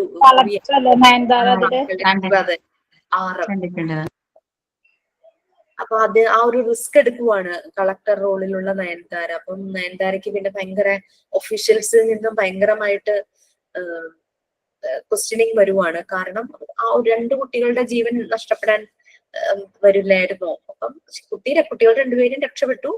പക്ഷെ എന്നാലും ഒരു കുട്ടിയുടെയും കൂടെ ജീവൻ ഔട്ട് ഓഫ് ദ വേ അവര് ചിന്തിച്ച് ചെയ്യുവാണ്. ആ സമയത്ത് അവർ ആരുടെയും ഓർഡേഴ്സ് ശ്രദ്ധിച്ചില്ല, റൂൾസ് ആൻഡ് റെഗുലേഷൻസ് നോക്കിയില്ല. അവരപ്പോ ഒരു മാനുഷിക ഒരു മൂല്യം, ഒരു മനുഷ്യന്റെ ജീവൻ അവർ വില കൽപ്പിച്ച് ആ കുഞ്ഞുമായിട്ട് ഇമോഷണലി കണക്റ്റഡ് ആയിട്ടുള്ള അവന്റെ ബ്രദറെ തന്നെ, ആ മോളുടെ ബ്രദറെ തന്നെ ഇറക്കി ആ ബ്രദറിന് അതിനുള്ള സ്ട്രെങ്ത് ഇവര് കൊടുക്കുവാണ്, അവനെ സപ്പോർട്ട് ചെയ്യുവാണ്. അവന്റെ മനസ്സിനെ ഭയങ്കരമായിട്ട് സ്ട്രോങ് ആക്കിയാണ് അവൻ അതിനകത്തൊക്കെ ഇറക്കുന്നത്. അപ്പൊ അങ്ങനെ ഔട്ട് ഓഫ് ദ വേ അവര് ചെയ്തപ്പോഴേക്കും ഒഫീഷ്യൽ സൈഡിൽ നിന്ന് അവർക്ക് ഭയങ്കര പ്രശ്നങ്ങൾ വന്നു, ഒരു റിസൈൻ ചെയ്യുന്നു. അങ്ങനെയൊക്കെ അങ്ങനെ ഒരു മൂവിയാണ്. എക്കണോമിക്സിൽ what ought to be. Yes, നമുക്കിവിടെ എഡ്യൂക്കേഷണൽ സെറ്റിങ്ങിലാണ്, അതിന് നോർമേറ്റീവ് സയൻസിൽ നമുക്ക് തിയറി മാത്രം നോക്കി പോകാനായിട്ട് പറ്റില്ല. പലപ്പോഴും അങ്ങനെയല്ല. ഇപ്പൊ ഇവന്തോ നമ്മളിപ്പോ ഞാൻ ക്ലാസ് എടുക്കുമ്പോൾ എനിക്ക് തിയറി റിലേറ്റ് ചെയ്ത് പോകാനായിട്ട് ഒട്ടും ഇഷ്ടമല്ല കേട്ടോ. അതുകൊണ്ടാണ് പലപ്പോഴും മൈ ഓൺ എക്സ്പീരിയൻസ് ഒക്കെ ഞാൻ റിലേറ്റ് ചെയ്ത് പറയുന്നത്. പിന്നെ ചിലപ്പോ നമ്മൾ പറയുമ്പോൾ ആളുകളുടെ പേരൊന്നും പറയില്ല. ഇപ്പൊ നിങ്ങളുടെ ക്ലാസ്സിൽ എനിക്ക് പ്രശ്നമില്ല, നിങ്ങളുടെ പേര് വിളിച്ചവരോ എന്ന് പറഞ്ഞാലും പ്രോബ്ലം ഒന്നും എനിക്ക് തോന്നിയിട്ടില്ല. ആ ഒരു ആക്സെപ്റ്റൻസിന്റെ ഒരു വൈഡ്, എല്ലാവരുടെയും മനസ്സ് ഭയങ്കര വൈഡായിട്ട് ചിന്തിക്കുന്നുണ്ടായിരിക്കും. അപ്പൊ നമുക്കറിയാം ഓരോ ക്ലാസ്സിൽ അല്ലെങ്കിൽ ഓരോ വ്യക്തികൾ മിക്ക ക്ലാസ്സിലും ആ ഒരു രീതിയിലായി വരുന്നുണ്ട് കേട്ടോ. എല്ലാവരും ഇങ്ങനെ വൈഡായിട്ട് ചിന്തിക്കുന്നുണ്ട്. അത് മോണ്ടിസോറി മെത്തേഡിന്റെ ഒരു ഗുണം തന്നെയാണ്, അല്ലെങ്കിൽ ടീച്ചർമാരുടെ ഒരു ക്വാളിറ്റി തന്നെയാണത്. ഓക്കെ, സോ അപ്പൊ അതൊരു ഗ്രോയിങ് സയൻസ് ആണ്. നമുക്കറിയാം ഓരോ വർഷം നമ്മൾ പഠിച്ച മെത്തേഡല്ല ഇപ്പോ നമ്മൾ പഠിച്ച രീതിയിൽ നിന്ന് ഒത്തിരി മാറി. നമ്മുടെ കുഞ്ഞുങ്ങൾ പഠിക്കാൻ തുടങ്ങിയപ്പോൾ അവർ ഓരോ ക്ലാസ് കഴിയുമ്പോഴും നമ്മൾ മാറുന്നുണ്ട്. ഓരോ വർഷം വിദ്യാഭ്യാസത്തിൽ ഉണ്ടാകുന്ന മാറ്റങ്ങൾ. ഫണ്ടമെന്റൽസ് ഒക്കെ സെയിം ആയിരിക്കും, പക്ഷെ ടീച്ചർമാരുടെ രീതികളും അവർ അപ്ലൈ ചെയ്യുന്ന രീതികളും. പിന്നെ ചില സ്കൂളുകളിൽ ടീച്ചേഴ്സിന് അതോറിറ്റീസ് അതിനുള്ള ഫ്രീഡം കൊടുക്കും. PTA പാരന്റ്സും അതിനുള്ള ഫ്രീഡം കൊടുക്കും മിക്ക സ്ഥലങ്ങളിലും. പക്ഷെ ചിലയിടത്ത് പാരന്റ്സ് അത്ര സപ്പോർട്ടീവ് ആകാതെ വരും. അങ്ങനെയൊക്കെ വരുമ്പോഴാണ് പലപ്പോഴും പല പ്രശ്നങ്ങളും ടീച്ചേഴ്സ് ഫേസ് ചെയ്യുന്നത്.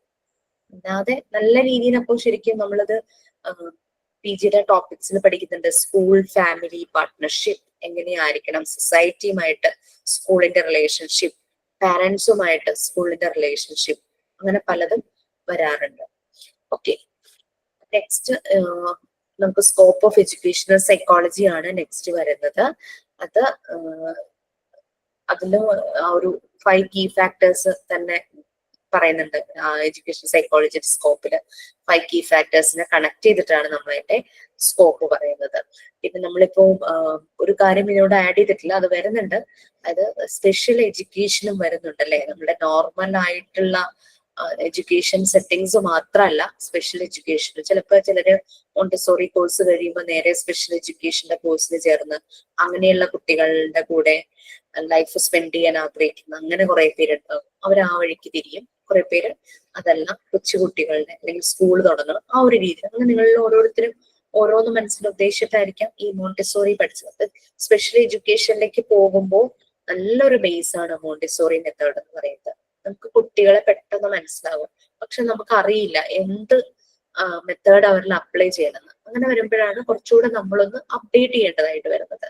സ്പെഷ്യൽ കുട്ടികളെ എങ്ങനെ മാനേജ് ചെയ്യും, അവരുടെ പ്രോബ്ലംസ് ഒക്കെ എങ്ങനെ ഫൈൻഡ് ഔട്ട് ചെയ്യും, അവർക്ക് എങ്ങനെ അവർക്ക് പറ്റുന്ന ആക്ടിവിറ്റീസ് എങ്ങനെ ഡിസൈൻ ചെയ്യും, അതിന് വേണ്ടുന്ന കോഴ്സുകൾ വരെ അവൈലബിൾ ഉണ്ട്. എന്ന് വേണമെങ്കിൽ നമുക്ക് അങ്ങനെ അപ്ഡേറ്റ് ചെയ്ത് പോകും. Okay fine. ഓക്കെ, ഇന്നത്തെ ക്ലാസ് ഇപ്പൊ എന്ത് ചെയ്യട്ടെ? ആരാ സൈൻ ഔട്ടിനുള്ളത്? മാം ഞാൻ പറയാം. Yes please. Every day is special if you think. Every moment is memorable if you feel. Everyone is unique if you see. Life is beautiful if you live. APJ Abdul Kalam. Thank you, ma'am. Thank you for your wonderful class. മാം, എനിക്കൊരു സന്തോഷ വാർത്ത പറയാനുണ്ട്. പറയൂ ജോളി. എന്റെ മോന്റെ marriage ഒക്കെ fix ആക്കി ഞങ്ങൾ ഇങ്ങനെ ഒരു തീരുമാനത്തിലെത്തി വെച്ചിരിക്കുന്നു. ജൂലൈ 3-ാം തീയതി കേരളത്തിൽ നമുക്കൊരു വീടുണ്ട്, അവിടെ വെച്ച് നമ്മുടെ ചർച്ചിന്റെ ആഭിമുഖ്യത്തില് നാട്ടുകാരെയും വീട്ടുകാരെയും എല്ലാം വിളിച്ചുകൂട്ടി എൻഗേജ്മെന്റ് പോലെ എല്ലാവരെയും വിളിച്ചുകൂട്ടി എൻഗേജ്മെന്റ് നടത്തിയിട്ട് ജൂലൈ 12-ാം തീയതി എല്ലാവർക്കും രണ്ടിനും കൂടെ വന്ന് നാട്ടിൽ നിൽക്കാൻ ലീവ് പ്രോബ്ലം. ഹസ്ബൻഡ് കുവൈറ്റ്, ഞാനും കൊച്ചുമോനും ഇവിടെ, പിന്നെ വലിയ മോൻ ബാംഗ്ലൂരിൽ, അവരുടെ പപ്പ ബാംഗ്ലൂർ ജോലി, അങ്ങനെ എല്ലാവർക്കും മോക്ക് ജോലി, അങ്ങനെയൊക്കെയുള്ള പ്രോബ്ലം കൊണ്ട് മാര്യേജ് ബാംഗ്ലൂർ. അപ്പൊ കുറച്ച് ലീവ് എടുത്താൽ മതിയല്ലോ എന്നുള്ള വെച്ച് മാര്യേജ് ബാംഗ്ലൂരിൽ സെറ്റിൽ ചെയ്ത് ജൂലൈ 12-ാം തീയതി മാര്യേജ് ബാംഗ്ലൂരിൽ വെച്ചും ജൂലൈ 3-ാം തീയതി എൻഗേജ്മെന്റ് പോലെ തന്നെ എല്ലാവരെയും വിളിച്ച് കല്യാണം അല്ലെന്നാ എൻഗേജ്മെന്റുമായിട്ട് നാട്ടിലും വെച്ച് സെറ്റ് ചെയ്തിരിക്കുന്നു. മാമിന് വരാൻ പറ്റുമോ? കൊട്ടാരക്കരയല്ലേ? എവിടെ ഇരുന്നത്? കൊട്ടാരക്കര. കൊട്ടാരക്കര വാളകം. എവിടെ വരുന്നതും സന്തോഷം തന്നെ, രണ്ടും പങ്കെടുക്കുന്നതും സന്തോഷമാണ്. സിറ്റുവേഷൻ ആണ് ഞാൻ പറ്റുമോന്ന് ചോദിച്ചത്. അങ്ങനെയല്ല ചോദിക്കേണ്ടതെന്ന് എനിക്കറിയാം. ജോലി വരാൻ പറ്റുമെങ്കിൽ ഞാൻ എന്തായാലും ജോലി കോൺടാക്ട് ചെയ്യും. ഡീറ്റെയിൽസ് ഒക്കെ കുറച്ച് തന്നാൽ മതി. Okay okay, thank you ma'am. Thank you ma'am. Anyway all the best and be happy also. ഭയങ്കര ഹാപ്പി ആയിട്ടിരിക്കുവാന്ന് മനസ്സിലായി. അപ്പൊ ടെൻഷനാ മാമ, 4 പേര് 4 സ്ഥാനത്തല്ലേ, നാട്ടിൽ ചെന്നെല്ലാം സെറ്റ് ചെയ്ത് അവിടുന്ന് ബാംഗ്ലൂർ ചെന്ന് കഴിയുന്നവരെ ടെൻഷനാ. ക്ലാസ് ഒക്കെ ഇങ്ങനെ ഇരിക്കലും അവിടെ ഇവിടെയും കൂടെ ഒക്കെ എല്ലാം. ചെന്നൈ കിട്ടിയോ? ചെന്നൈയില, ഇപ്പൊ ചെന്നൈയില. ഞാനും കൊച്ചുമോനും ഇപ്പൊ ചെന്നൈയില. ഇനി എൻഗേജിന്റെ 2 ദിവസം മുന്നേ നാട്ടിൽ പോകത്തുള്ളൂ. ഇനി അതിനുശേഷം എൻഗേജ് കഴിഞ്ഞ് ഞങ്ങൾ പിറ്റേ ദിവസം ഇവിടെ എത്തും. ഹസ്ബൻഡ് ഞാനും കൊച്ചുമോനൂടെ പിന്നെ 2-3 ദിവസം കഴിഞ്ഞ് ബാംഗ്ലൂർക്ക് പോകും. വലിയ മോൻ അതുവഴി തന്നെ അങ്ങ് ബാംഗ്ലൂർക്ക് പോകും. അവിടെ മാരേജ് കഴിഞ്ഞതിന് ശേഷം തിരിച്ച് ചെന്നൈ വരും. അങ്ങനെയൊക്കെ ടെൻഷനില്ല. നെഞ്ചുവേദന, വയറുവേദന, മൊത്തം ടെൻഷനാ. ശരി ശരി. Okay. Okay ma'am, thank you ma'am.